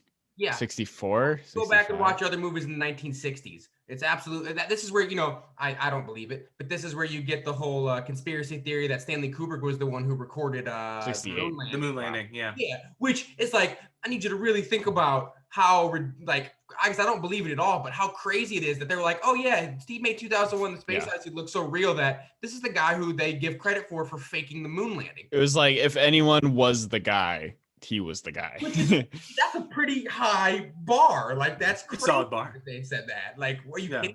I'm talking about. I think Kubrick is more solid. Like, he has 12 movies and like 2 of them are bad, but then like the rest. Oh boy, You're bad, my friend. Yeah, but like, I'm ready. I gotta hear the take though. What are the 2? Yeah, I really need to hear this. Under the Fifth Amendment, I declined to answer. Oh no, you can't. Listen, all I'm saying is you can't say that in front of this guy and not give him those 2. You got to give him the chance. Okay, all of them are good. I'll say that. So he's like more solid, and then Scorsese kind of like jumps around a lot more. Like, he has way more movies, but I think like Scorsese's. I don't know what the fuck I'm saying. Doesn't he have like 69 director credits? Like, he's got a Well, like Kubrick was more like, I'm gonna take like 10 years off. Yeah. You know, like, when did Barry Lyndon come out? Like somewhere in the 80s, 70, like early 80s or like late 70s. It was the same year as Cuckoo's Nest, right? So it was like 75. So it has to be late 70s. Yeah. So 75, and then he takes a break for 5 years to make The Shining, and then 6 years for Full Metal Jacket, and then what, like 13 years for Eyes Wide Shut. Like, he took his time in between movies. Scorsese's just like, I'll do that one next. So like, it's kind of interesting how they differ. And that's why I like Cape Fear, because it's just in like, I don't know, I kind of like want to make a horror movie. Like, I haven't done one of those, so like, let's give it a shot real quick. Look, my roommate, he heard us talk and he just texted me and said Spartacus is trash. I'm not even gonna acknowledge that. Oh, okay. All right. I need to know. I need to know, what 2 movies do you think of Kubrick's? Honest answer is I haven't seen Fear and Desire and what's that other one? Oh God, like his second movie? I forget. I always forget the name. The one where it's like the Trojan War or whatever. God, no. Oh man. Fear and Desire. You haven't seen it, so I'll give you a pass. I haven't seen it. That is one of the best movies out there. Kirk Douglas, fucking phenomenal. I need you to watch it. One of the best movies. In Fear and Desire? I didn't know he was in that. Yeah, he's I mean, Douglas is one of his guys. Yeah. Kirk Douglas he's like the lead. He's the lead role in that movie. Correct me if I'm wrong, but I'm. Killer's Kiss was the one I was thinking of. Killer's Kiss. Fuck, I don't think I've seen Killer's Kiss, to be honest. Oh, you're thinking of Paths of Glory. Yeah, I was thinking of Paths of Glory. Okay. I was like, I don't think Kirk Douglas was in Kubrick's first movie. No, Paths of Glory is that's like my second favorite. Okay, perfect. Okay, because I was gonna say that movie made me. I've seen it twice, I think. Yeah, such a good movie. It feels like I've seen it 10 times, but last time I watched it, I just like burst into tears. No, I love that movie. Okay. Fear and Desire was his first one. It's kind of hard. I mean, it's understandable. It's like, it's literally his first movie. I got him. Here's the thing. First movie, so it's all right. I mean, here's the thing. One of the best, we might as well say it because it's like we're doing our first Scorsese podcast, so we might as well bring up the story. But like, do you guys know the story about Boxcar Bertha and Cassavetes and like all that shit? Mm-mm. Okay, so Martin Scorsese, one of his first movies is Boxcar Bertha, which is a Roger Corman project. Which any of those great directors that came up in that era, including James Cameron, De Palma, Jonathan Demme, all these guys like made their like starts in Roger Corman movies. And Martin Scorsese, he made Boxcar Bertha, which is this like kind of trashy, obviously it's a Corman B movie where it's just like they gave him like a very low budget. And we're just like, we have a couple things you need to put in there, but other than that, do whatever the hell you want. And Martin Scorsese was close with John Cassavetes, who was another like huge influence on Scorsese. One of the best directors out there. If you haven't watched John Cassavetes, like in his movies, like go do that. That's some of the best like film school you can ever do. Is watching like Faces and Shadows. Mikey and Nikki is one of my favorite performances from his. Shout out to Elaine May. One of the best movies directed by a female director, Mikey and Nikki, about like male friendship and all that shit. And it's another crime movie. Like I would highly recommend that one. But so he makes Boxcar Bertha for Corman. Corman sees this and is like, Martin Scorsese comes in, he has the whole movie storyboarded and ready to go, and Roger Corman's like, what? Excuse me? Like, this is like the best shit I've ever seen in my life. Okay, like, yeah, go make your movie. But Martin Scorsese sits down with John Cassavetes and he shows John Cassavetes the movie. And John Cassavetes at the end of it gives him a big hug and is like, you spent a year of your life making a piece of shit. I'm sorry. And then like after that, like Martin Scorsese, he takes some time and he's like, what do I need to do? He like gets his head straight and he's like, and then he makes Mean Streets. And then it's over. Great one. Yeah. Yeah. I mean, it's incredible. But like, that's what happens with directors is that it's just like they got to try out their shit and then they finally have their big one and then it all works out. Like James Cameron, like his first movie was Piranha 2. David Fincher, Alien 3. Yeah. We'll talk shit about Piranha 2, all right? Why, you're a big Piranha 2 defender? You got Dude, I got the poster over in my other room. I know. Lance Henriksen, Piranha 2. You're a big fan. That's one of your favorite performances. I know that. I'm sorry. Everyone knows I got a Piranha 2 t-shirt. Piranha 2. I might get shit for this, but the only director that I really know of that like hasn't put out like, or that's made like more than like 5 movies that hasn't made anything like bad is Nolan. I don't think any of his movies. I don't like Following. I fucking love Following. Every ranking of Saw on YouTube puts it at the bottom, and I'm like, nah, I like it. I like it. I think it's great. I'm not a huge fan. That's the one where I'm just like, I saw it once, and I don't think I ever really had to go back to it again. I love it. I think Nolan does have a solid record, though, for sure. Like, I don't think any of his movies are bad. I don't love Dark Knight Rises either. Personally, I like Dark Knight Rises too. I love it. Hold up, Matthew. Hold up. Come through the screen. I'm just saying. You can't say that Nolan is this perfect director where he's throwing out fucking perfect pitches all the time. I'm saying like Dark Knight Rises has some flaws, and I don't think you can. Like, oh yeah, I just think as a whole, like Yeah, I love Nolan. I fucking love Nolan. It's not like there's no movie that if you gave me a Blu-ray, I would just like smack it out of your hand and be like, "How dare you?" His worst movie is like in the beginning of Interstellar when they have like those interviews. That's his worst movie.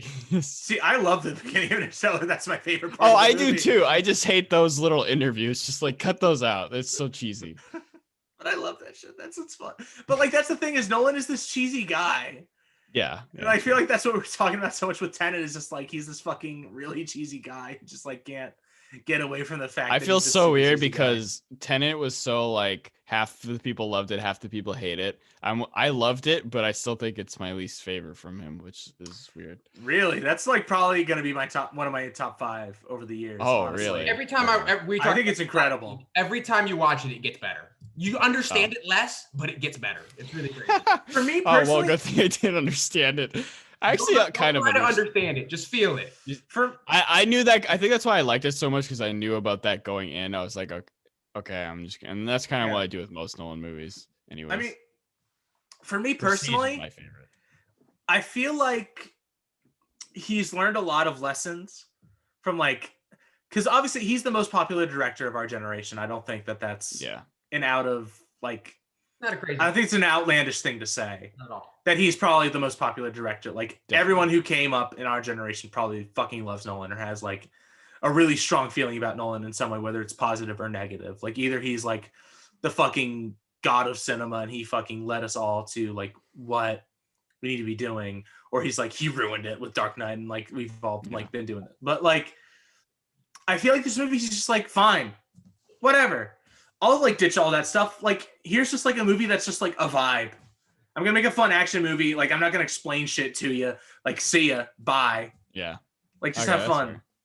I'm gonna stop this again real quick. Yeah. Before I do though, I just want to go on record that's saying that he said Spartacus is trash. Spartacus wasn't even Stanley Kubrick's movie. He came on late because Kirk Douglas asked him to come on and direct it. And he said he would never do that again because he had a horrible experience doing it. I'm gonna go on record with that. We'll be right back. So here's the thing, fellas. We need to talk about The Departed, the thing we haven't talked about this entire podcast. The movie that is in the title. The movie that we like decided we were going to talk about. We just put Pretty a good movie movie. title and we just talk about whatever we want at this That's point. the thing. Here's the thing. And me and Matthew have talked about this. We're just like, the first time we do Scorsese, I'm going to like give all my takes and like be like, oh my God, I fucking love Scorsese. We're going to talk about like his whole filmography and everything. And like, so it's just been a crazy, but I hope you guys have had a good time. I know we have. I've had a great This time movie talking about this. So is far. great. Yeah. Oh, it's fantastic. Yeah. We'll get that in. Now let's talk about everything else that's not Yeah. Departed. But the movie's Good great. movie. There's Vera Farmiga. She's is that really how you great in say this it? movie. Vera Farmiga, Is yes. her name right? Okay. Yeah, want to talk about her? Comfortably Numb. I would, dude, comfortably numb, solid needle drop. But like, I love how kind of like Queenan in a weird way. She's like such an outsider to the rest of this movie. And she's like on the outside, just like, what the fuck is going on with you guys? Yeah, you guys You are guys crazy. need help? Like, I can help you guys. Like, what the hell is going on? A moment I love is when she tries to bring like the picture of her as a kid to their apartment, as I should say, and then Matt Damon's like, don't have this here, this is weird, which I don't know why he says, like, it's such a dick move. He's just like, don't put this here. And then she's at the house and then Leo comes over and then he moves it up like, oh, is that you? Yeah. And then Beautiful. I know. Beautiful. She's like, that's me. I was like, yeah, I know. And he's Which, Good by movie. the way, I'm Yeah, wearing so my good. hat in honor of Leonardo DiCaprio when he's riding around with his fucking uncle. That's why I got going on right here. All right, I just had to For sure. real quick. Here's the thing. I would do the same thing, but if I wear a Boston Red Sox hat, it's gonna burn my head off. So I can't do that, unfortunately. Hey man, I'm a St. Louis Cardinals fan, so yeah, fuck the Red Sox. Sorry. Yeah, fuck the Red Sox. I mean, I'm a Yankees fan, so really, fuck the Red Sox. Yeah, But, yeah. like, You and me. That's funny because that's literally like the two biggest. The two, Boston and the Cardinals and Yankees. None of those guys are fans at all. No. Not I've even seen close. sports like once. Okay, it's all right. This is My a only sports relation podcast. to sports is when I Yeah. did like pep band at college and I played music while the football team got all the chicks. I don't know. For sure.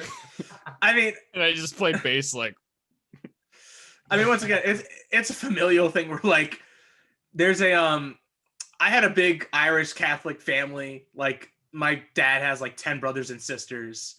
Like he grew up in Franklin, Mass, and everything like that. So like, there's half of the family that roots for the Red Sox and half the family that roots for the Yankees. I'm on the Yankees half, and fucking every time we get together, we fucking argue about the Yankees and the Red Sox. It's the best. I Mhm. love that shit. It's so didn't much. Nicholson like refuse to wear a Celtics hat or something? in I this don't movie? know.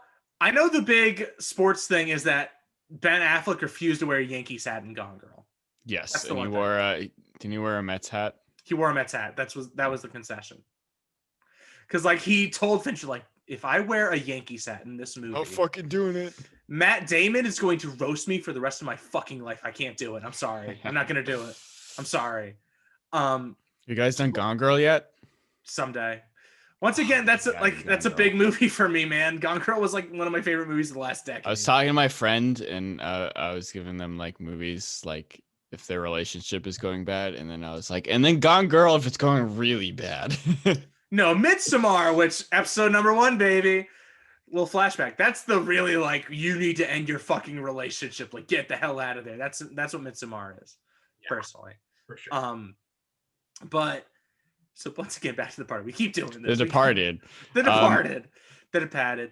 Oh, God, there's so much to talk about, but I love the scene. I'm just gonna throw out scenes. For sure.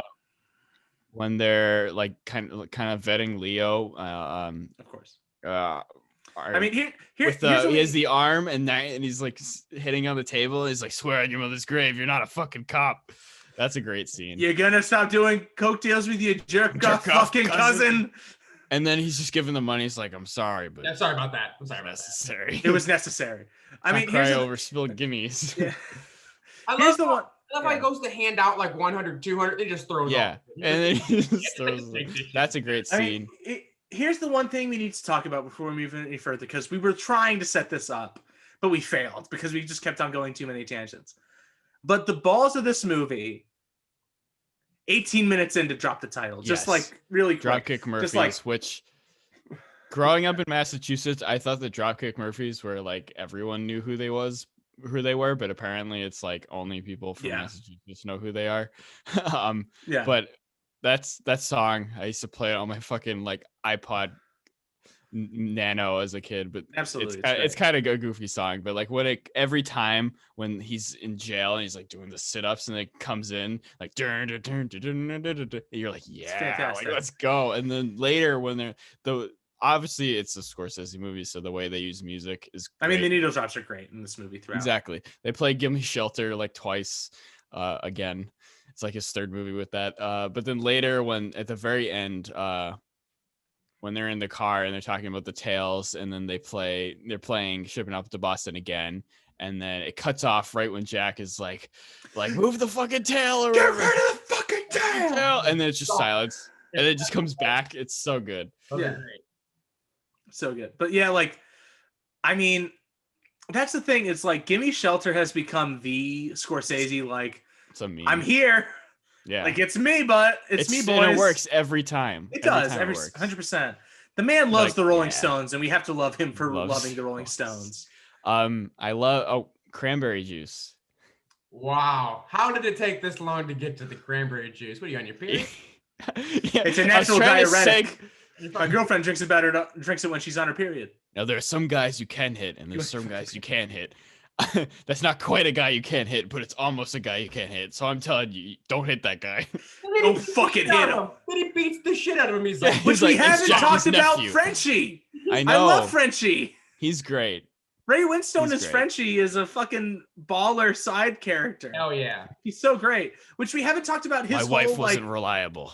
I thought she was reliable. He's like, she wasn't. Reliable. He's like, well, you're one in 10 million. 10 million. Well, it's just like we haven't talked about. I know you wanted to talk about this. We haven't talked about Delahunt. Boggs from Shawshank. Which he's great. Unfortunately, when you see him in this movie, you're like, get that guy away from me if you've seen Shawshank. But no, he's great. I like when he's like, he's got Leo and he's like, he's shot and he's like, I gave you the wrong address, but you showed up to the right one. Love that. How did I know? Tell me how I knew. And then oh god, who's the other guy? Oh, I know who you're talking about. It's fucking let me look up the actor. Well, Kevin Corrigan is the jerk off fucking cousin. He's great. Kevin Corrigan is a mainstay. Obviously, he plays Henry Hill's brother in Goodfellas, the guy who like makes sure the sauce doesn't stick. Oh, he really? Yeah. I'm stirring it. I didn't know that's him. I'm stirring. Yeah, that's him. Wow. You just blew my mind. Yeah, absolutely. So David O'Hara. Oh, David O'Hara. Yeah. I called you. I called you. Well, guess who cops are? You know, most good-looking women. You know, most of the good-looking women are cops. She's probably the fucking police commissioner. I'm embarrassed. Oh, that's one of my favorite things. Is like, one of my favorite parts is I spent all night dragging his body into the mosh. How did I find it so fast? They're saying he's a cop, so we stopped looking. When I tell you to dump a body, put a body in the mosh. In the mosh. You dump mosh. It. Not where from some guy from John Hancock goes to get a blowjob every fucking Sunday. No, it's like, don't laugh. Dude from John Hancock goes every Thursday to get a fucking blowjob. This ain't reality TV. It's great. It's fantastic. Like, just once again, we haven't talked about the fact that Frank is a fucking FBI informant, the whole Whitey Bulger of it. Yeah. Which is great. I mean, I love that FBI fucking informant. And they play. You're an FBI informant, Frank. Fucking Matt Damon. They play Baby Blue by Goldfinger when he's just shooting the guy in the house. It's just I mean, that's the thing about this movie. That's kind of the drawback for me, and why I kind of. And we talked about this at the beginning, but like why it's maybe not one of my elite Scorsese movies is because it is a little too plotty. I feel like I'd rather see him just like. Yeah, it is very plotty. Yeah, like.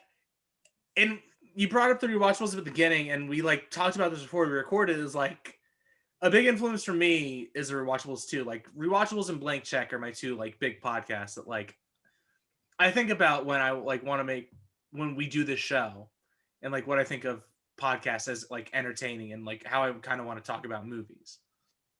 But yeah, it's just like, I mean, it's a plethora of like of all the categories.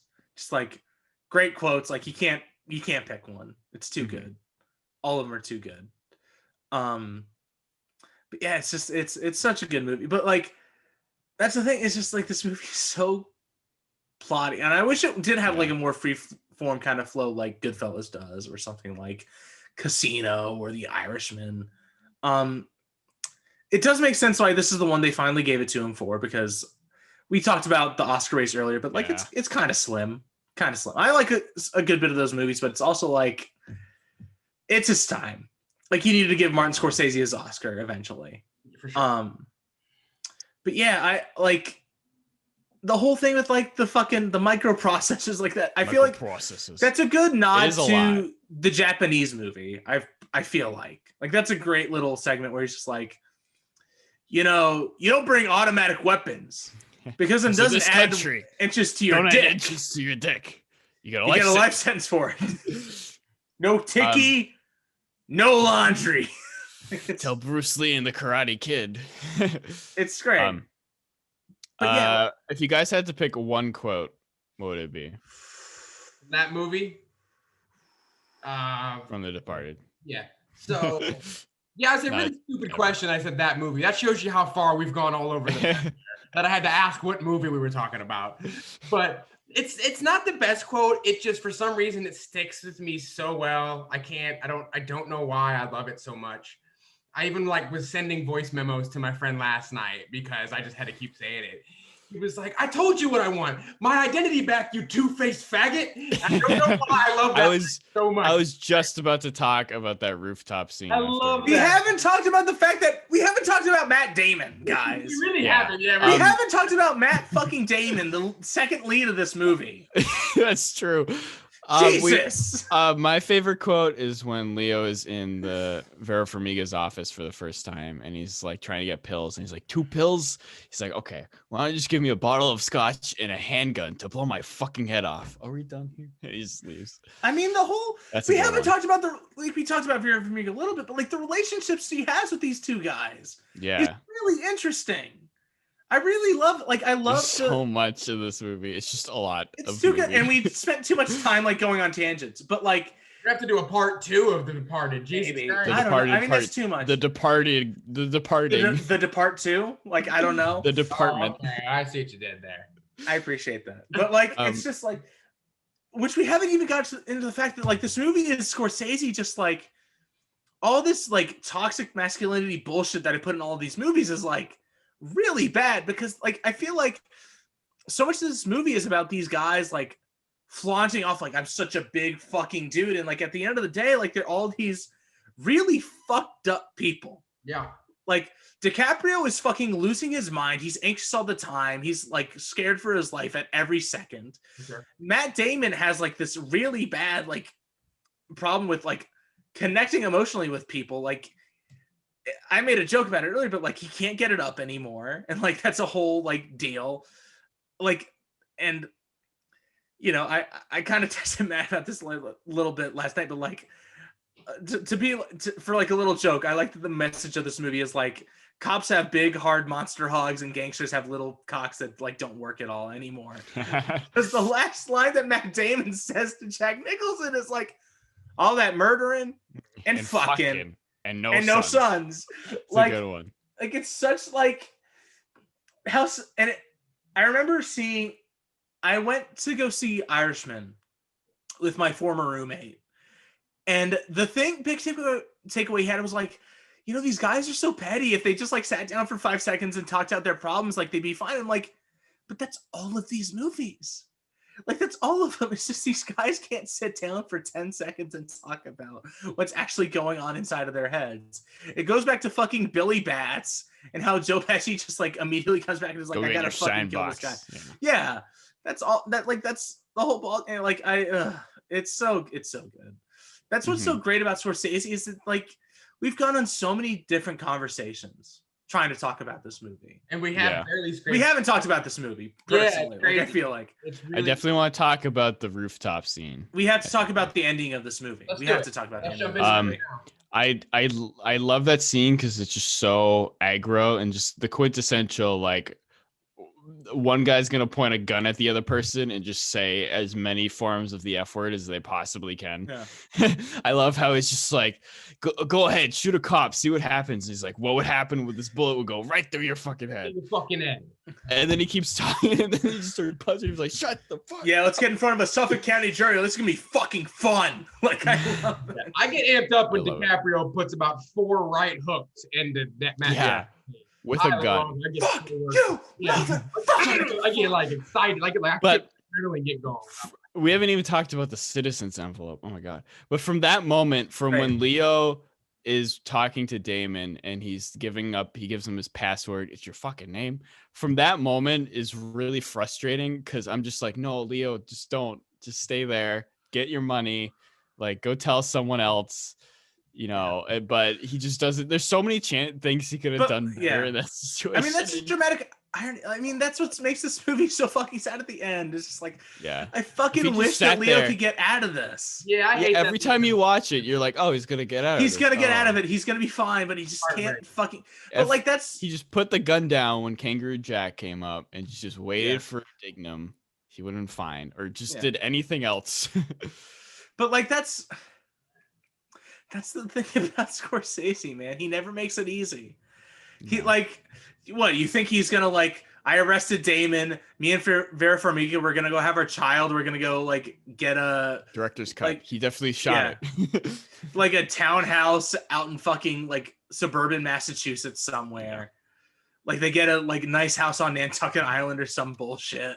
I will say that that is the best audio recording quality you could fantastic. possibly get from like a flip Yeah. phone in the porn theater. Like Oh, it sounds like Dude, Jack Nicholson and Matt Damon are doing like a podcast. just Like, real quick. Better. The The audio on that is better than the audio on our podcast. That's yeah, I was like, wow. flip- And then later he's like, is the sound quality good enough? Like, yeah, it's Dude. amazing. The flip phone action in this movie. incredible. Oh, My he- God. He's in his pocket, The he's like, flip "Texting." phone action in this movie. It almost reminds me of Incredible. Breaking Bad, just because. Exactly. I was about to Yes. bring that up. These are the Yeah. two great flip phone movie like Exactly. pieces of art where just like they really know how to use them. Breaking Bad's my favorite And- show. I mean, I'm a Sopranos guy, but Breaking Bad's number 2. But that's a whole nother day. Yeah. But like once again, bringing up Thelma's Schoonmaker, like just like the way she edits, like everyone closing them and opening them and texting on them, like it's really great. I think it works. It's really solid. The Mhm. flip phone work But in like the there's 2 no previous way years they that were working. like when Leo's in when they're meeting with the Chinese guys, Yeah. when Leo's just like in the back just texting, just like no one's gonna see this. It's pretty funny. Yeah, there's a few moments that are like, come on, dude. There's no, or like when Matt Yeah. Damon just doesn't look in his pocket and knows how to text this perfect message. Like, Yeah. come on. But it's also like the cops that are following Queenan are like, yeah, let's Why the follow fuck are we Captain following Queenan. Captain Queenan? They literally asked that, like, Learn what about are the we good following Catholic Captain life? Queenan? The guy is a fucking altar boy. Like, what are we Yeah, doing and then here? Damon's just like, oh, it's him, and they're like, okay. Yeah. Like, Um, why? Because he went to a rooftop. yeah. We didn't even talk about the X's in this I movie. mean, here's the thing we didn't talk about. We touched on it in a second. The chase between Damon and DiCaprio in the streets Yeah, of when he Boston, stabs the poor guy. out of the movie Yeah, theater. he stabs that dude. You want to talk about no holding back? He didn't even think to see who was coming around the corner. He just throws that knife right into his Yeah. chest. Like, Yeah. Jesus. What was it? I mean, the DiCaprio. I mean, the I don't know. Damon Do Nicholson. you guys know about the conversation- X's in this movie? Yeah. Okay. For those who don't know, in this movie, there's a bunch of X's everywhere, and it's pretty much just who's gonna die. I would also, real quick, bring up the bagels and the croissants. Those are also Yes. a big thing. Because And the dog. yeah. Well, it's just like, also, I realized how much the bagels and the croissants are also very present in any of the death scenes. It's like the Like, oranges there's in this- The Godfather. Yeah. Like, there's the scene where Billy and Frenchie go to that guy's house who, like, he throws, like, the kids' toys at him. Yeah. And he's Which got, like, a that- bunch of bagels, like, thrown across the table and everything. I don't know. That's, like, a nice little thing. I Yeah, I that's kind of cool. appreciate it. Do you But guys also, like the rat at the end? It's fine. I feel like people Everything. give too much credit, like talk too much about it. I honestly. never saw any problem with it until Bill Simmons was like, "That's awful." And then, unlike the Jack Nicholson performance, now every time I watch it, I'm like, "Yeah, that's way too like." It's fine though. It just wasn't It's like necessary. 5 seconds. I don't give a shit. Referenced it so many times. Like it doesn't do anything bad, but like if they wouldn't have put it in Yeah, there, it doesn't ruin the movie. But If it's like, anything. that's like it's a too long crazy, ago. expensive Listen, apartment in Boston next to the Capitol building, and there's just a If rat. anything, the big on the nose moment is when Jack Nicholson draws the big old picture of the Capitol, and he's like, "There's fucking thousands of rats going up to it." Like True. that's the one that like people that, are gonna though. get. Like it's like that's the thing. Is also- like I don't give a shit. It's fine. Like I'm not gonna let it ruin the movie for me. Yeah. There's also with the dog. I liked it before when I I said that off camera, but so when I first watched this movie, like I really hated Matt Damon's character. I was like, this guy's a piece of shit. And when Wahlberg shoots him, I'm like, yeah. But like the last 2 or 3 times I've seen it, I've kind of been more sympathetic to Matt Damon's character. He's kind of come around for me. I still don't think he's a good guy, but Yeah, he hasn't come around for me yet. I was so happy when Mark Wahlberg just fucking goes, "Come on, all right." And then, it's just like, all right. Here's the thing for me, and it comes back to the beginning. Maybe we can try to go full circle with this. Maybe I don't know. When you're facing a loaded gun, what's the difference? You can either be What's cops the or difference? criminals, but when you're facing a loaded gun, that's Because that. once again, it comes back to that whole. you have to take it. Well, it's not even that. It's just like we brought it up. Josh, you came in clutch with like bringing up the quote because I forgot it. Matthew forgot it. But like, I don't want to be a product of my environment. I want my environment to be a product of me. Both Billy and Colin are products of their environment. I don't think there's any like 2 ways about it. Like, I think Colin is trying to be what Billy was, where he's this upper class kid. He has all the advantages. He's super smart. Smart. He could be a lawyer in 5 seconds if he wanted to. He can go to school. He's got fucking 1,400 on his SATs. He can be an astronaut, not a statey, like all of that. And Colin is just like, he's going to fucking Suffolk at nights, which is one of my favorite jokes of the movie when they're in the elevator. It's like, what, Harvard doesn't do night classes? Well, I didn't check before I went to fucking Suffolk. Yeah. Like it's crazy that like Colin wants to be Billy and Billy wants to be Colin. For sure. Yeah. That's what's kind of insane about the dichotomy of those two characters. Like Billy sees his uncle and the rest of his family. He's like, fuck you guys. I'm going to be a cop. Like, I'm going to be like down on the streets. I'm going to be in fucking Southie. Like, that's who I want to be. And Colin is like, I fucking hate that I'm here. This business killed my father, because Billy's father is this honorable guy to all these other mob guys in the movie. Like, he's the guy who kept his own counsel, always stayed out of it. He was just like, I don't give a shit. I'm going to work at the airport. I'm going to live a like good life, and I'm going to take care of my son. And Colin is a guy whose father died working for Costello, most likely. And he wishes he could like have that, where he's like going to fucking to see his father on the weekends or some bullshit like that. Like, I don't know. Like, that's a really interesting thing. Like, they're both very sad, broken characters. For sure. So yeah, I don't know. I feel like that's a big point, maybe. Biggest complaint, there's no Dunkin' Donuts in this movie at all. I fucking love Dunkin'. I know. Where is it in the movie? It's the most Boston thing in the world. It does not exist. So, I mean, Budweiser is all over this movie, though, so props to them. Could we, real quick, go do our Scorsese top fives? I was just going to say, we're down to our last 10 minutes. Time constraint, fellas. So I say let's go ahead. Not too much explanation, but just go ahead and give a top 5. I think, Josh, since it was your idea, I think... you two have to go first. Okay. Yeah. I'll give an honorable mention to the king of comedy. I love that one. But number 5, Casino. 4, Taxi Driver. 3, Goodfellas. 2, The Departed. And 1, Raging Bull. Okay. Solid list. Okay. I love all those movies. I can't say a bad thing. I don't think Departed's a little high. I know, but but like it's a gateway for you. So like that's one of the first things you watch, so you love it. For sure. And it's like like if this was just like straight up how much I enjoy it, like I enjoy watching The Departed more than I enjoy watching Raging Bull, but like I think Raging Bull like No. affects me more. Like Raging Bull like ruined Raging my Bull's a life, tough basically. movie. Yeah. Basically ruined my entire life. Like so. It'll get you. Have you seen The Red Shoes? No. Okay. Well, I would recommend seeing it. I know I've given this like conversation to Matthew, but like that's one of the big movies that like Scorsese cites as one of the inspirations for Raging Bull. And like honestly, the man's entire career is like based off of the movies of Powell and Pressburger, The Red Shoes and everything like that. Like my biggest hot take, even more than Cape Fear, is Taxi Driver would be my number one if it was like if they cut like the last like scene. If it just ended with him going like that and the camera zooming out, be top 5. I feel like the last scene adds a lot, but okay, all right. I'll segue into that purpose. We have 8 minutes. I can't go into that. Yeah. Well, I'm gonna go ahead and give my top 5. I'm just gonna go ahead and piggyback off what you said, and I'm gonna go ahead and tell you right now that Taxi Driver is my favorite Scorsese movie.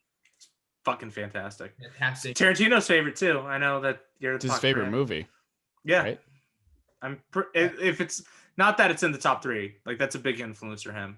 I have to plug myself in real quick. I totally got cast to do we did a remake of a scene from Taxi Driver, and I totally got cast as Robert De Niro. I look nothing like him. Yeah. But I totally got cast. I have that on film. That's just for me. Hell yeah. So we're pretty similar in our top 5. So Taxi Driver, number 2 for me would be Goodfellas. Number 3 for me would probably be The Irishman. Number 4, probably The Wolf of Wall Street. And then 5 would honestly have to be The Departed. I'm glad you have The Irishman that high. I also, it's in my top like 20, and yeah. That's a great movie. I went backwards, by the way. I went from 5 to 1. I don't know. See, here's the thing. You said Taxi Driver, so I just piggybacked off it. That's why I went 1 to 5. No different. I mean, I feel like you have to put Irishman in there kind of because it's like a perfect period on his career. I know, God willing, he gives us movies for another like couple of years. Like for me, like 6 is King of Comedy, 7 is Irishman, and then after that's just performance throws The Irishman in there for me because it's. I mean, The Irishman is just like fucking incredible. Yeah. Honestly, real quick, what do you guys think of Shutter Island? I like it a lot. I like it a lot. Really, I almost put it in my top 5. It's in my top 10. Yeah, I think it's top. It's almost like Scorsese wanted to make a Christopher Nolan movie. That's kind of how I see it. Yeah, for sure. I don't know about that, but I do like Shutter Island a lot. I think that's kind of how I see it. Yeah. All right, Brendan. I know the pressure's on for you because this is your guy. So. Goodfellas is my number 1. I'll go ahead and like say that right off the bat. That's the one. This is tough, man. I swear. Because like I have such a hard time picking because it's like picking all of my children. Like I feel like this man has so much kids, man. It's a lot of kids, but they're all fucking incredible. Because like if I say one thing, I'm gonna be like, but I forgot that one, and I forgot that one over there. Fuck, but there's also that. Like, and it's like, it kills me. But like, if someone had a gun to your head and said you can watch 5 Scorsese movies and then I'm gonna kill you, which 5 would you pick? Okay, here's the thing.